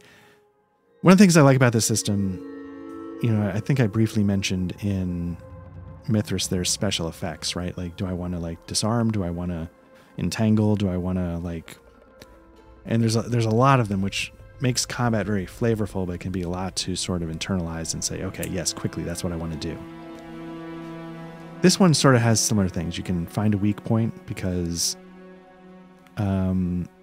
daggers can either be slashing or piercing. A piercing attack can find a weak point in the armor, so you can bypass armor, you can topple, you can disarm. So there's different things you can do. You can also parry with the weapon. Use the weapon skill when you parry with a weapon. So I'm not going to worry about that too much. There's no shield skill, so I wonder how that works. Maybe you just take your high... Well, it doesn't matter right now because I don't have a shield, so it doesn't matter. So I'm just going to go for a basic stab. There's no point in finding a weak point because I don't think the bats have... No, they have 0 armor. So let's just roll, see how it goes. 12 is going to be a hit. Okay. I guess what I should do is I should have targeted the creature. And let's see what happens. Let me roll damage. I rolled a 9. Not bad. So I do 9 points of damage because it can't dodge because it's spent its action points, so to speak. And it has no armor, so all my damage goes through. Okay. So that's the end of the first round of combat. So let's go to combat round 2. So now we've got Vampiric Bat goes first. Surprise is no longer an issue. Then I rolled a 2, then it rolled a 4, then I rolled a 10. So Vampiric Bat, again, is just a bat. It's not going to, you know, tactically speaking, do I want to time that? It's just going to go for me. So let's see what happens. So this guy is going to target me. See, when you hover, you know, you get sort of a readout on the orange bar below the token is its HP. For me, I think, I don't know if it's willpower in HP or armor in HP, but anyway. Let's see what happens. It's targeting me. There you go. And in Foundry, if you don't recall, or if you didn't know this, targeting is you hover your mouse over the token. Make sure you select your token, hover your mouse over the target, hit the T button, or you can right click and there's a target icon, but we don't have to worry about that right now. And let's do another attack. Collective attack. The bats launch a joint assault on the player character with the highest con, which is going to be me. The attack inflicts 2d6 slashing damage. The swarm heals the same amount of HP from drinking the victim's blood. And then I would suffer a fear attack. I must roll against will to resist. Again, will is my most terrible one. So I'm definitely going to spend my next round trying to dodge. So dodging again is the evade skill. Let's see if I can get lucky. There we go. It's I think I'm okay at that. It might be a 12. Oof. Okay. Nice. So, good stuff. I'm going to lose my next turn, though. So the Vampiric Bat goes again. And let's see what it does. The bats split up to attack all characters. Each takes a d8 slashing damage. And then it's going to heal the same amount. Do I want to dodge that? Or okay, so here's the problem. Like, D8's not nothing. I've only got 15 hit points. There's a potential to knock out half my HP all in one shot. On top of that, it's going to heal itself. So I think I want to dodge. I think I want to dodge. So I'm going to roll my evade. It's going to use up my last turn. 3. Whew. Okay. So I managed to dodge. It's going to use my last turn. So you can sort of see, like, you know, I don't know. I find this like a really interesting sort of tactical puzzle. The, you know, initiative, like who's moving when, do you have an extra turn, you know, et cetera, which again, you would not have that I can think of if I weren't playing solo. So now we're on to the next round. I get to go first. I have a couple of options here. I can wait, which means I would go after the vampiric bat goes. Or I could just attack and hope I can kill this thing. Okay, I think I'm gonna wait. So I think what I can do is, let me see, clear initiative, swap initiative. So I'm gonna swap initiative with number 2. So I'm gonna let the bat go first. I'm gonna sort of check to see what it does. So we're on vampiric bat. It's going to attack, and hopefully it's just like a swarm around, fear attack, roll will to resist. Okay, so I'm gonna roll my will to resist. I definitely do not resist. So here's the thing. I don't believe you can choose a condition on your first push. I think your first push has to be the thing you're pushing. So for me, I would be pushing willpower, so I would go scared. And then if I pushed willpower again at some point and I'm already scared, then I choose the one I want to get. But for right now, I think I'm just going to... I'm not going to push that roll. I'm going to take the fail, and I'm going to roll on the fear table. Scream. You scream in horror, which causes all player characters who hear the sound to immediately suffer a fear attack as well. I feel like I got off easy there, right? Because nobody hears me go, bah! You know, that's it. You know, maybe the bat's a little alarmed, like, whoa, are we all right here? Okay, so I didn't need to dodge. You know, I might be doing this wrong. Maybe I need to say, like, it's going to attack and then I dodge. Maybe that's when I declare it, but whatever, that's fine. So now it's my turn. I'm going to attack because why not? My attack again with the knife. I'm going to go for a stab.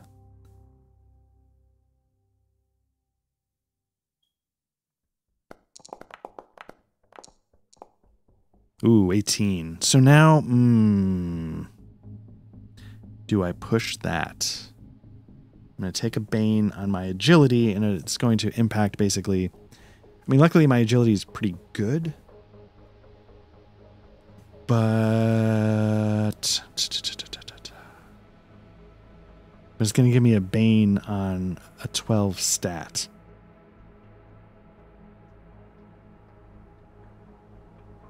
So... I think I take the move. You know what? I'm going to push it. I'm going to push it. This is probably the stupidest thing I've done, but let's go for it. Push. So this is going to be my agility. I'm going to get dazed. 3. Got it, though. That's good. And now let's. I'll show you. It automatically puts me as dazed. Again, that means anything with agility, acrobatics, my weapons. I'm going to do it with a bane. So let's pop that back out. Okay, so let's roll damage. Do 5. Okay.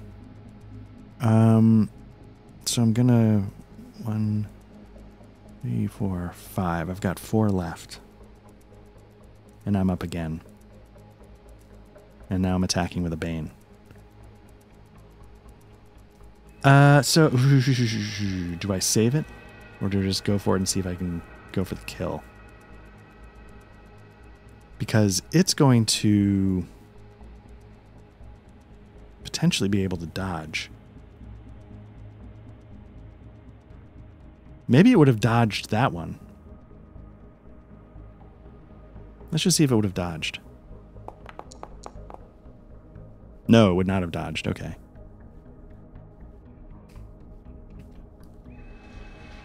Yeah, so you know what? Maybe I'm just going to say it burned its last turn dodging that first one and it failed. And so now I'm going to get a free attack. Just so, I mean, again, because A, who cares? I'm playing solo.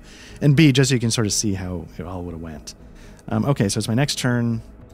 And we are going to do an attack and hope I pull this off. Because, so just so you can see it, when I click the knife, you can see it pops up, I'm dazed, which is going to give me a Bane. So it's tracking that. 5 and 9. That's going to be success. Nice. Okay, please don't whiff the damage. I do not. So boom, boom, boom, boom. And this creature is dead. Can I just do it here? Boom. Dead. And there you go. Combat is over. Close the turn tracker. And with that, I take my dazed self and I cautiously make my way out of the chamber. Now, so now what we have to do is, again, remember, we have a threat level of 1. We have to decide, does the threat level, is combat enough for a threat level to advance? So let's see if we can figure that out. Treasure deck, solo play.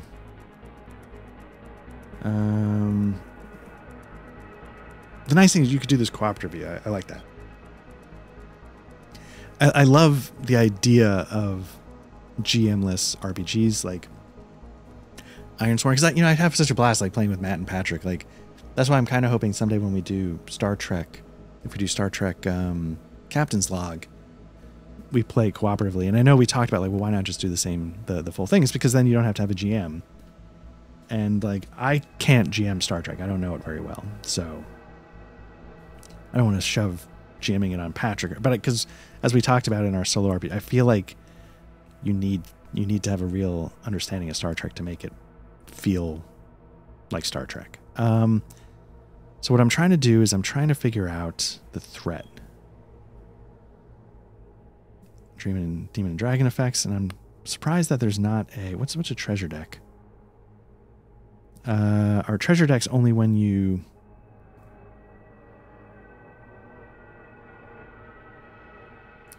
oh, this is interesting. So like if I kill a creature, can I try the treasure deck? I might give it a shot. Damage, missions, threats, mission threat. Okay. Threat represents a looming danger such as environmental hazard. Oh, no. Okay, to track a threat, use a d6 as a counter. I've got that over here, starting at 1. If you suffer a significant delay or create an opening for the threat through inaction or failure, rotate the die to advance the threat by 1. In dire situations, such as when rolling on a demon on a time-sensitive task, advance it by 2. Okay. Okay, since dangers of the breach do not wait, you should also advance the threat if you divert from your mission for activities such as searching an area or resting. When the threat advances to 6. Okay, so I don't think combat itself would trigger...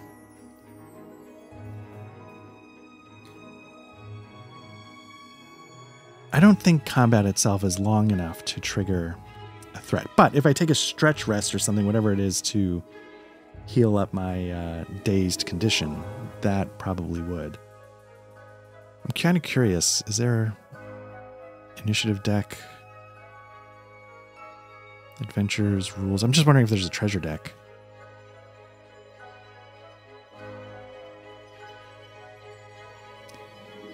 I think there's a way to...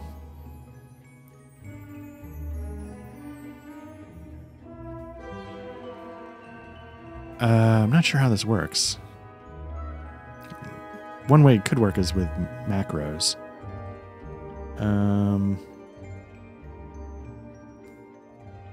Where would you put macros? Dragonbane. Treasure.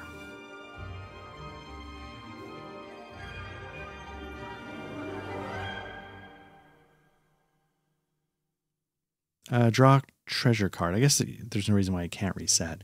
So here's what I'm going to do. I'm going to advance the Tract 2, because I'm going to spend time searching here before I go. And I don't know, let's just see what it does. The card is 50... Ooh, 50 gold coins. Whoa. Nice. I wasn't expecting that, but I like it. So let me see if I can just bring up my character sheet. Let's pop that in. Let's go to inventory. Because I don't know if you remember, I only started with like 7 gold or something. So nice.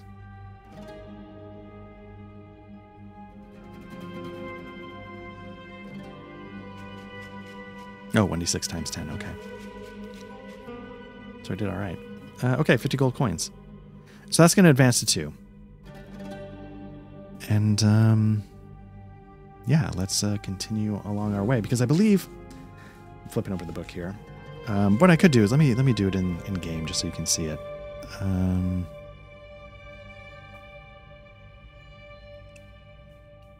Mission summaries. Okay, the captive orc. So we've made it through the plunging path, and then we sort of find our way toward a charred tomb. So now the question I want to ask, though, before I go any further, is do I want to rest and get rid of my Bane? Let me figure out how that works by going to the rules, combat and damage, conditions, maybe it's there.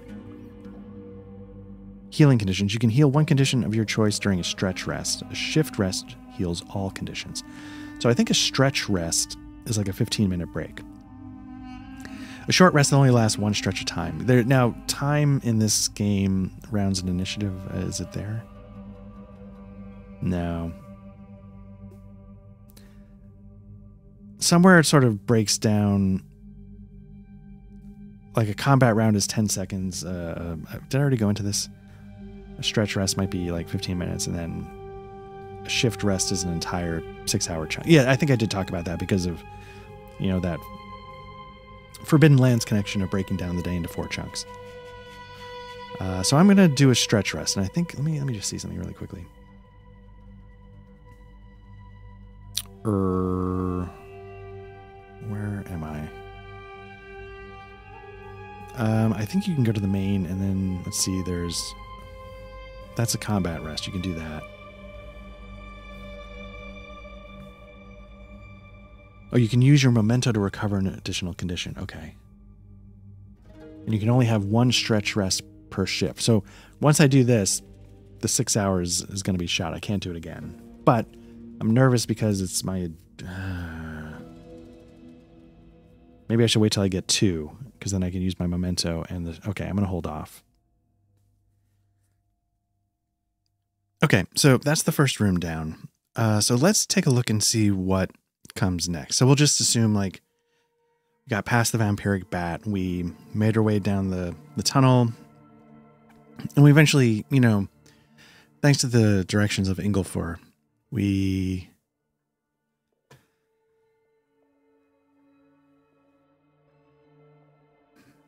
make our way down. Okay, the captive orc. You know, he's sort of able to guide us from the plunging path to the charred tomb. So now let's fire long ago ravaged this once grand mausoleum. It holds 5 remaining sarcophagi amid piles of ash. Find ye a path through a door hidden within one of these coffins, but disturb not the scorched dead, nor the hidden trap. Okay. Good to know.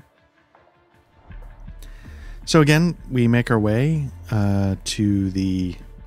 Probably should have rotated this, but whatever.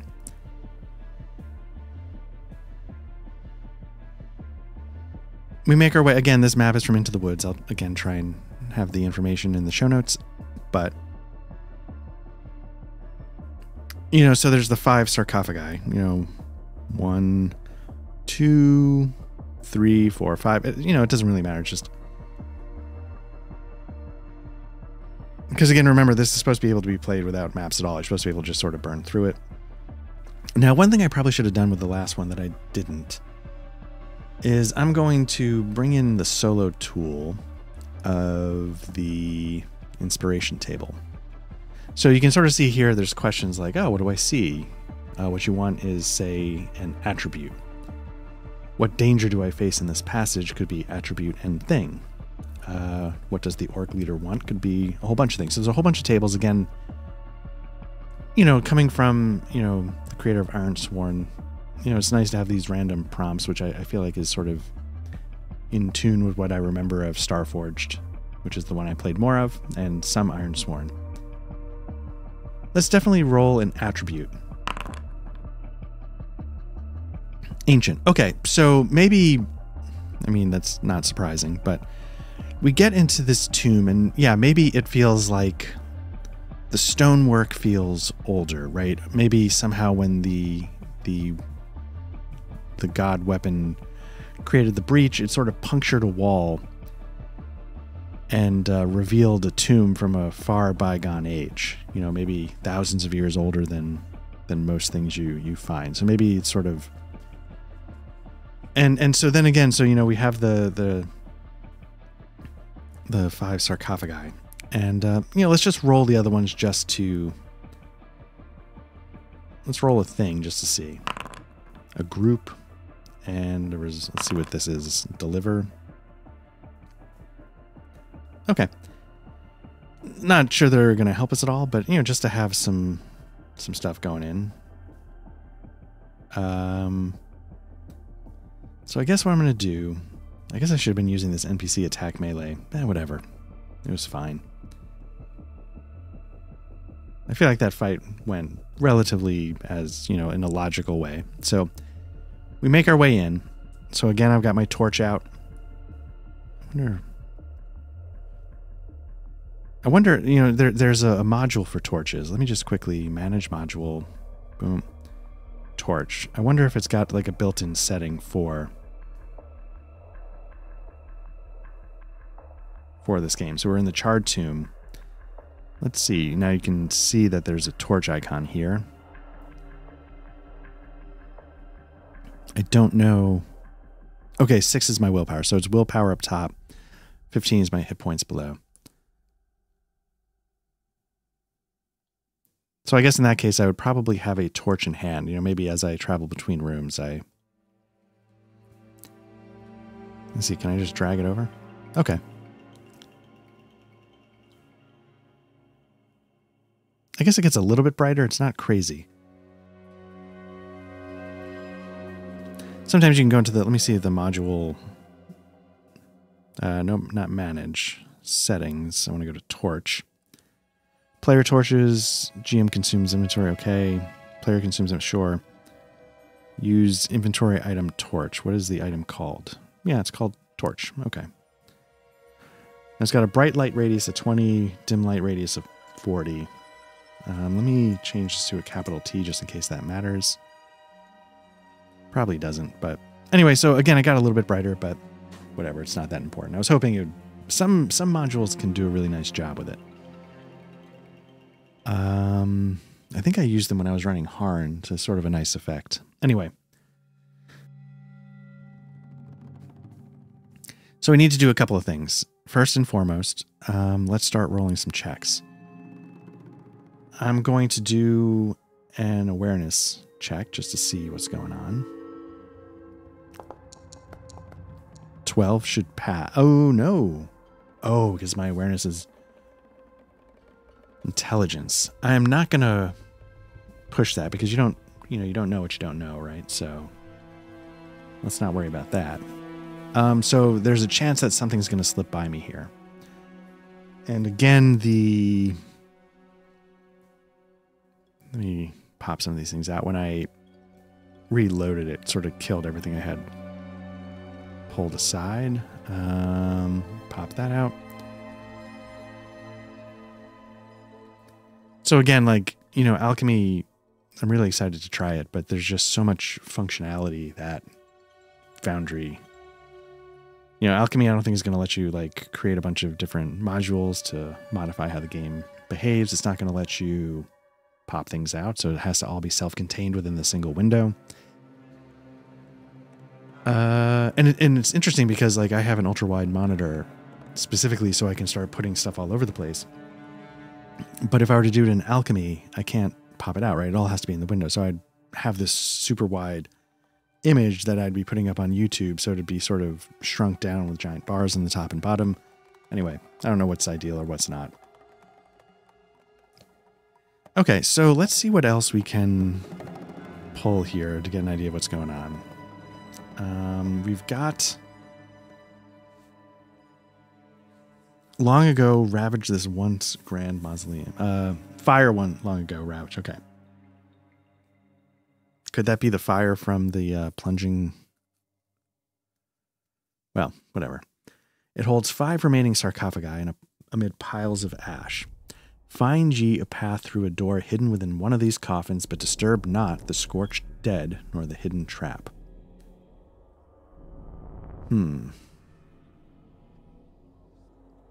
So the way I'm sort of reading that is one of these sarcophagi has a hidden passage, or somehow it activates a hidden passage, right? So that's the goal. That's what I'm looking for. It said hidden trap. So somewhere in this room is a trap. And could it be a trapped sarcophagus, or is it just a trap in the room? I'm going to say it's in the room. Maybe somehow, like, I know this is all just, like, I'm using maps that I just picked, and it doesn't have to, but maybe these statues of what look like, you know, gathered skeletons wearing robes on the far side of the room. Let's say the trap somehow involves them. I don't know what it'll be, but somehow we've got to be careful of that.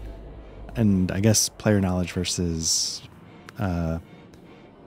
in-game knowledge, you know, obviously I wouldn't know that it's going to involve those statues. Okay. Amid piles of disturb the scorched dead. So also somewhere in here there's the chance to activate awaken the undead. So let's get our tools going. We've got a fortune chart. Let's get an idea of how many scorched undead or whatever there are going to be. So we're going to roll, again, the number on the fortune chart. It's D6. I rolled a 1. Okay. So there's none or 1. Let's make it 1. So there's the chance to activate 1 undead. So somewhere in here, one of these sarcophagi has an undead in it.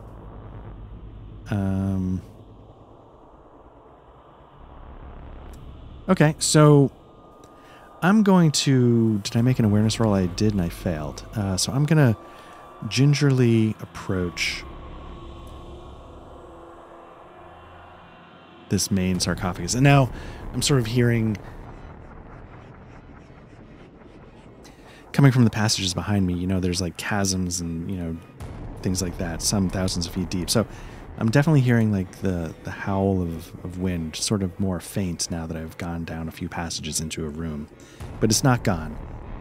And it's the air is chill as I go deeper into the ground, away from the heat rising from, you know, the chasms that go straight down to the molten rivers. And, you know, I want to say, like, when this room was first opened, it probably had a musty... The air had been trapped for so long, but with the hole sort of blown open, you know, the air doesn't have the stench of death I might expect.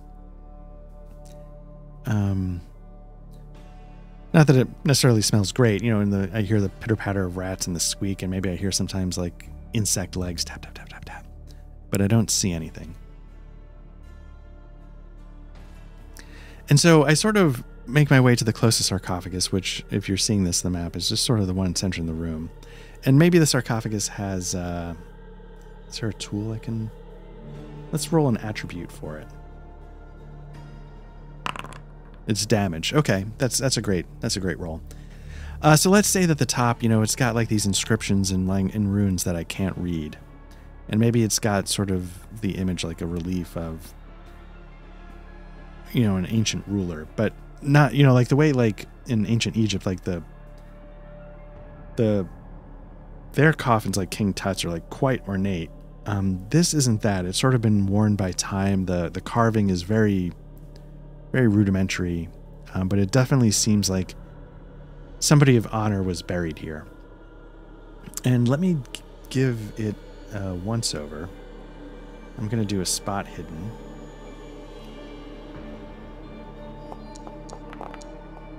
Four. Okay. And so what do I see? Is this the one with the bad guy in it? 2. No. Okay. Is it trapped in any way? 5. Yes. Okay.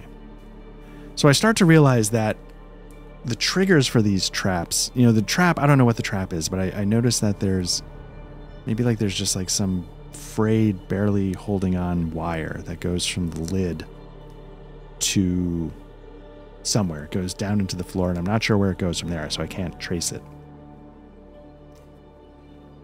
And I sort of go, okay. So I realize, like, I sort of get the torch and I look through the cracks and realize, okay, I don't think this is a secret passage, but it does seem trapped. So I sort of mark that one as, okay, let's not touch that one.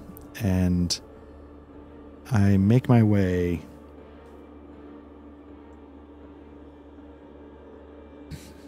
up to the northern sarcophagi, and I check the one on the left. I'm going to do a spot hidden again.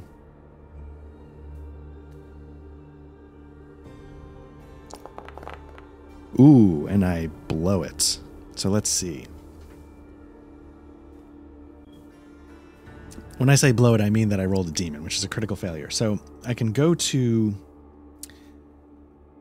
this, and I think there are tables for what happened. Okay, demon and dragon effects. Let me see. I'm going to roll the demon effects just to see if it does something. You stumble into a new danger. What could that be? Maybe one of the undead awakens. Let's see if there's something for that. Solo adventure, no. Rules, bestiary. Let's see what they got for... They have skeletons.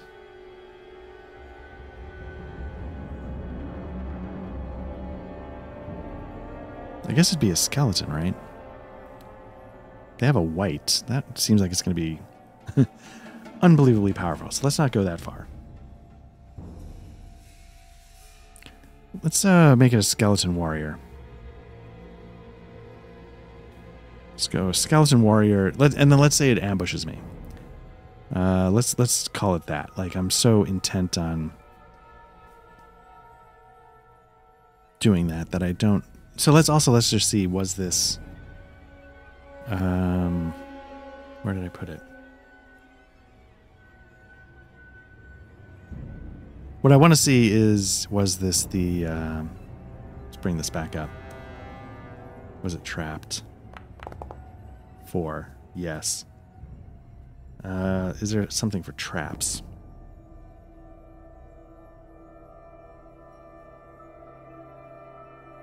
Suffering damage. So a lot's going on. Well, you know, though, it said, you know, you sort of stumble into a new danger. So maybe I trigger the ambush. I don't know if I need the trap also. Yeah, I don't know. I thought there was something for traps, like some like vague attack, ranged, melee, sneaky, magic.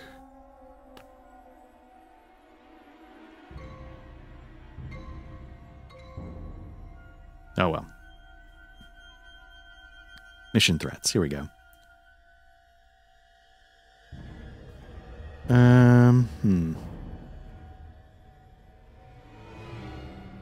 Okay. Well, we'll just say that this thing fires off. No, let's say a trap. Let me make a spot hidden. I failed. And so I triggered the trap. It causes this ambush when I get surprised. Let me see if I make an awareness, though. Oh, one thing I want to show you. Since I got a demon on my spot hidden, you see it gets the little plus. So I'm going to definitely get a chance to advance that when the mission's over. Which also is something I don't know if it's all BRP kind of games, but I know in Mithras,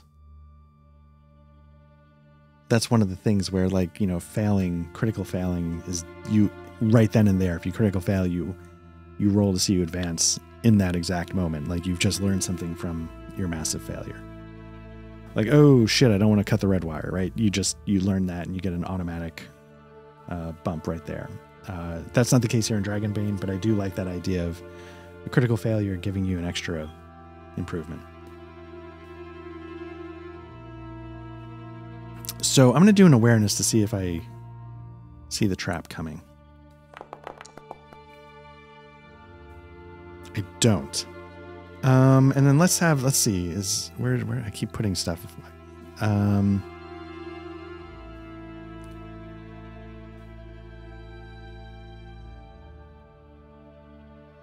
Is there like a general, I'm just going to roll 1d6. 3. Okay, I'm going to take 3 points of damage from whatever the trap is. And I'm going to get ambushed by a skeleton. So let's open up some combat. Get that going over here. Get these guys going here. And let's begin combat. Now, a skeleton is going to have it might not have a ferocity. It's got some armor going on. It's got a short sword, which can do a d10 damage. That's pretty good. Skeletons do not count as monsters in combat, but as ordinary NPCs. Again, that matters with something. I don't know if it's dodge or parry or something. Got some skills, which they did not give. Its only skill is swords of 12. Inventory, short sword, studded leather. Okay. All right, let's see how it goes. I'm going to just pop this out so we don't have to look at it. I have to duplicate my thing because I have 2. So, again, it didn't matter so much with the vampiric bat, but here I'm kind of curious to see how the action point economy works. So, the skeleton is, again, it's a skeleton. It's not the smartest guy in the room. It's going to go for an attack. So, it's going to attack with its short sword. I guess I need to decide, No, because I can wait and see if I miss. It's just going to go for a slash. 15 is going to be a miss. Because it has a skill of 12. So that means I can go to town. I am going to target it. Well, I guess, the skeleton would have advanced. Let's just do that. Nope. Okay, so now we're going to target this. And we are going to attack with a knife. Can you attack with a torch? It's considered a hammer. Bludgeoning. I imagine that makes it a strength weapon, but I'm going to do it with my knife. Stab, find weak point, topple. Yeah, I guess I could try toppling, but I'm going to get a bane to my attack, and I'm already getting a bane for being dazed. 3, oh, thank goodness I hit. Okay, so now I'm going to roll my damage. It's a d8 plus a d4 for my agility. 5, okay.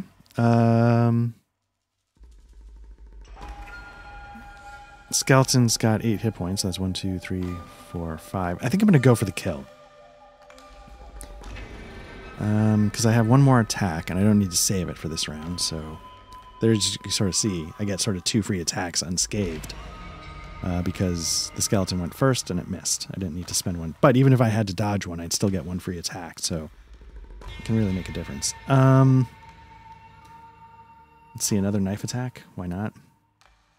Straight stab. 15, 30. Ooh, that's going to be a miss. Do I push it? I don't. I don't push it yet. Next turn. Let me see if I can finish this guy off. Do one more attack. Oof. Oof, oof, oof. That's a miss. Skeleton's going to take a swing at me. And that's going to be with its short sword. Straight attack. We won't get too fancy. 2. That's going to hit. So I'm going to use my next thing to evade. So that's going to be an evade. with a Bane because, again, I'm dazed. Oof. So that's going to miss, so that means it's going to roll damage. Oh my goodness, 10 points of damage. It just lit me up. 5, 6, 7, 8, 9, 10. So this is getting ugly. I'll show you. Look at that. 2. It's coming down to the wire here. Woof. Okay. That's this round of combat because my second attack had to be to dodge. I'm going to go first again. I'm just going to go for an attack because I can. Woof. Okay, I hit. Oh, but it's got studded leather too, so 2 of that damage should have come off. Whoops.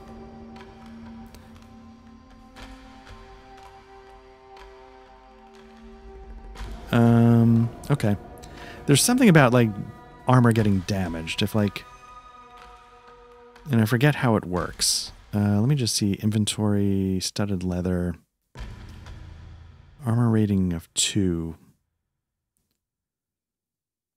I'm not going to worry about that now, but I think there's a way, like... Or maybe if you parry with a weapon. Maybe that's what it is. You can damage the weapon. Which I kind of like the idea of. You can break it. Because they have a... Yeah, so let me... Hold on one second. I'll show you. I think this is how it works. I'm not 100% sure. So you see the skeleton has a short sword. Short sword has a durability of 12. So I think if it tries to parry an attack that does more than 12 points of damage, maybe that's it. It breaks it. I'm not 100% sure. But there's something to do with the durability and trying to block a shot of a certain amount. But again, I like that. You know, it can break the weapon, which, again, is not something... Which is in Forbidden Lands, but is not in, say, like D&D as far as I can remember. So, again, a lot of extra little, you know, flavor things going on in combat without being crazy difficult. So let's see. I rolled a 12. Is it going to try and dodge? No, I think it's just a brain-dead skeleton, so I think it's going to take it. So let's roll damage. 4. That's going to do another 2. So the skeleton attacks with its short sword. Oh, it was almost a demon, a 20. Rolls an 8, so I'm going to dodge with my evade because I have one more thing going for me. See if I can pull this off, even though I've got a Bane. 11-2. Good, I pull it off. Successful evading. Don't have to worry about it. Next round, same general order, so I'm going to go first with an attack. And here we go. My knife. Oh my goodness. Mishap. You drop your weapon at your feet. Picking it up is an action. Oh man, that's not good. Okay, so the skeleton now is going to take a swing at me. 6 is going to hit. I'm going to evade. I hope I'm doing this right. I know it's not meant to be super hard. I succeed. Great. So that's the end of the turn because so I'm going to go twice. My first round, I'm going to pick up my knife and get it set to go. Second turn, I'm going to wait. So I'm going to swap initiative and let the skeleton go first. Skeleton's going to take a swing. Basic roll. 15's a miss. Great. That means I can take my shot and see if I can do anything with that. My knife is back up and ready to go. 12. Oh no, another mishap. I thought that might have been a 1. I dropped my weapon. Just like turning into like a Keystone Cop.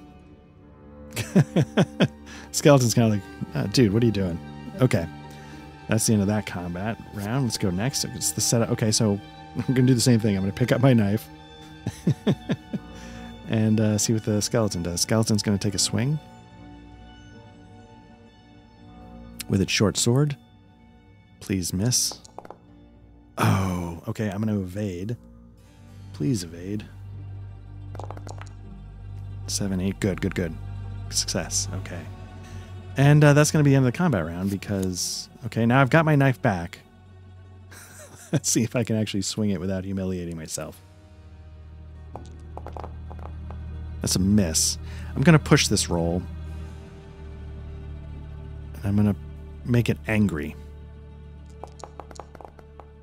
Oh, got it. Okay, I almost missed it there. Okay. The skeleton's not going to do anything. It's just going to take it. Let's see if I can get a decent damage. 6, so 4 is going to get through. Because it's got 2. So 4 are going to get through, which means, boom. The skeleton goes down. I succeed. So now, let's close out the combat. I probably could have ended combat, but let me just do that real quick. End combat. Yes. I'm going to bring my character sheet back in. I don't have any armor. This thing's got a short sword.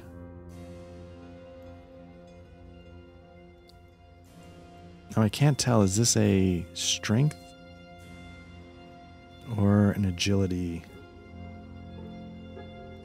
weapon? So what I'm going to do is I'm going to take its sword and armor. I'm just going to... Or should I just draw a treasure card? Let's draw a treasure card. Well, let's do that at the end of the room. Let me just see what happens if I drag a short sword over to my...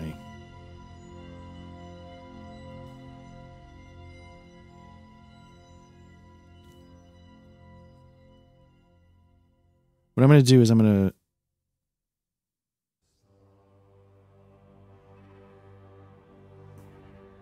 Let me just see what happens if I do this. I'm going to swing my short sword just to see if it does strength or agility.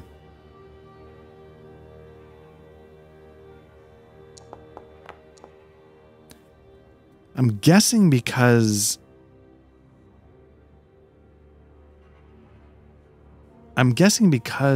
it... Let's roll damage.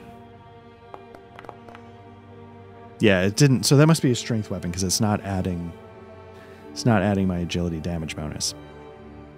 So, okay. So let me go back to my inventory. Maybe I'll leave that on the ground because I don't want to carry the weight. So I'll leave the short sword. But I'm going to take the studded leather. Now I have 2 armor. We'll just say it's fine. But it does give me a bane on sneaking, which of course makes sense. Okay, so let's take that guy off the map. And I come over here and I do another spot hidden. Skills, spot hidden. 10-13.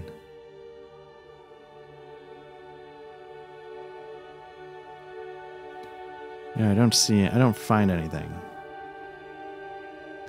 So then let's say, like I didn't blow it, so maybe I just, make my way down. And I check the final 2 sarcophagi. And I check the one on the bottom left. Now, the reason why I'm getting a bane is because I chose for my, when I push something, I picked intelligence, which makes me angry, which means I'm doing this heated. So an 18 means I failed. Let me try the bottom right. Spot hidden. 7 and 6. So I think what we're going to do is we're going to say that the bottom right, I sort of get it open and I realize this is the one with the secret passage. And so let me do...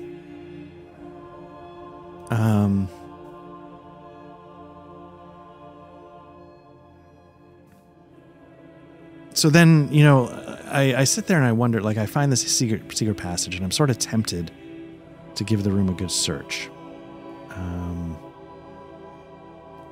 But I'm so injured that I'm nervous. Let me see what happens. Yeah, I give it a good search. I've already failed my awareness roll, so let me see if I spot hidden, like, something that's going to set off a trap while I... 19, 20... I don't. So what I'm going to do is I'm going to draw a treasure card. I'm going to get a magnifying glass, but in doing so, I set off a trap. Inventory, let me Magnifying glass is a boon to spot hidden rolls. That would have been helpful.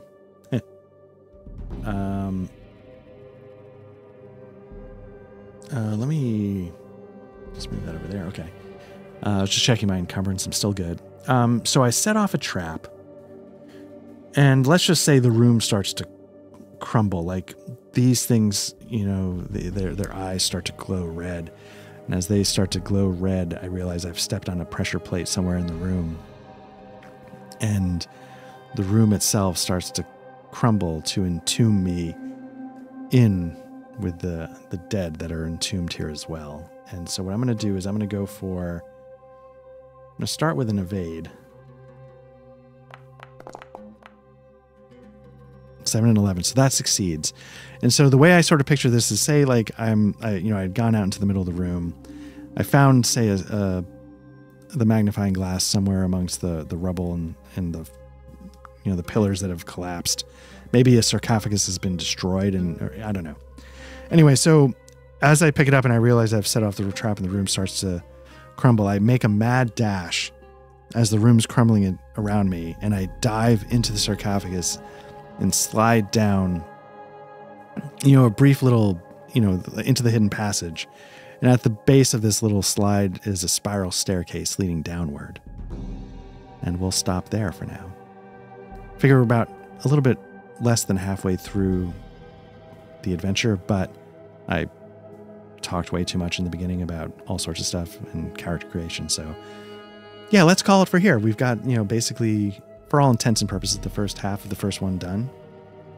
I feel like it's given us a good quick peek at how, the systems of Dragonbane works. I'm not so interested in the solo mechanics. I mean, the solo mechanics, I feel like I'm really grateful to have them, but I think in this case, they're not dissimilar from other solo systems that I've read,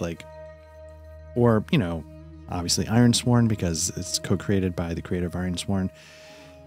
So that's more like a means to an end. I was really curious to take the Dragonbane system itself for a spin, and so far, you could probably tell I've really enjoyed it. So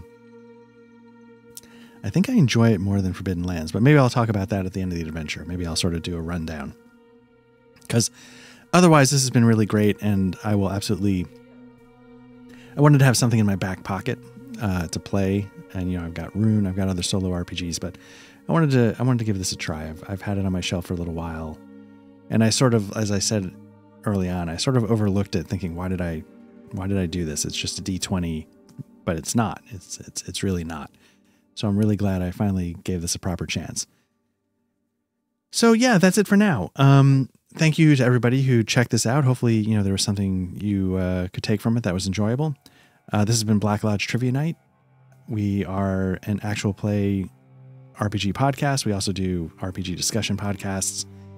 If you're here on YouTube, you've already, found us where you can watch our videos. We also have Let's Plays of CRPGs. We have our, Discord. Follow us on social media. All those links are in the description below. Like, subscribe if you want.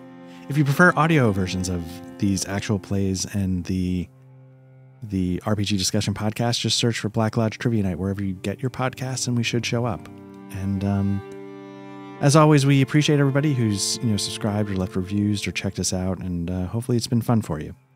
So thanks again, and we'll be back with more Cyberpunk Red, more Menace Under Otari, and definitely the rest of this Dragonbane solo adventure at some point, as well as some more Damn Fine Coffee or Bookhouse Boys. So thanks again, take care, and talk to you soon.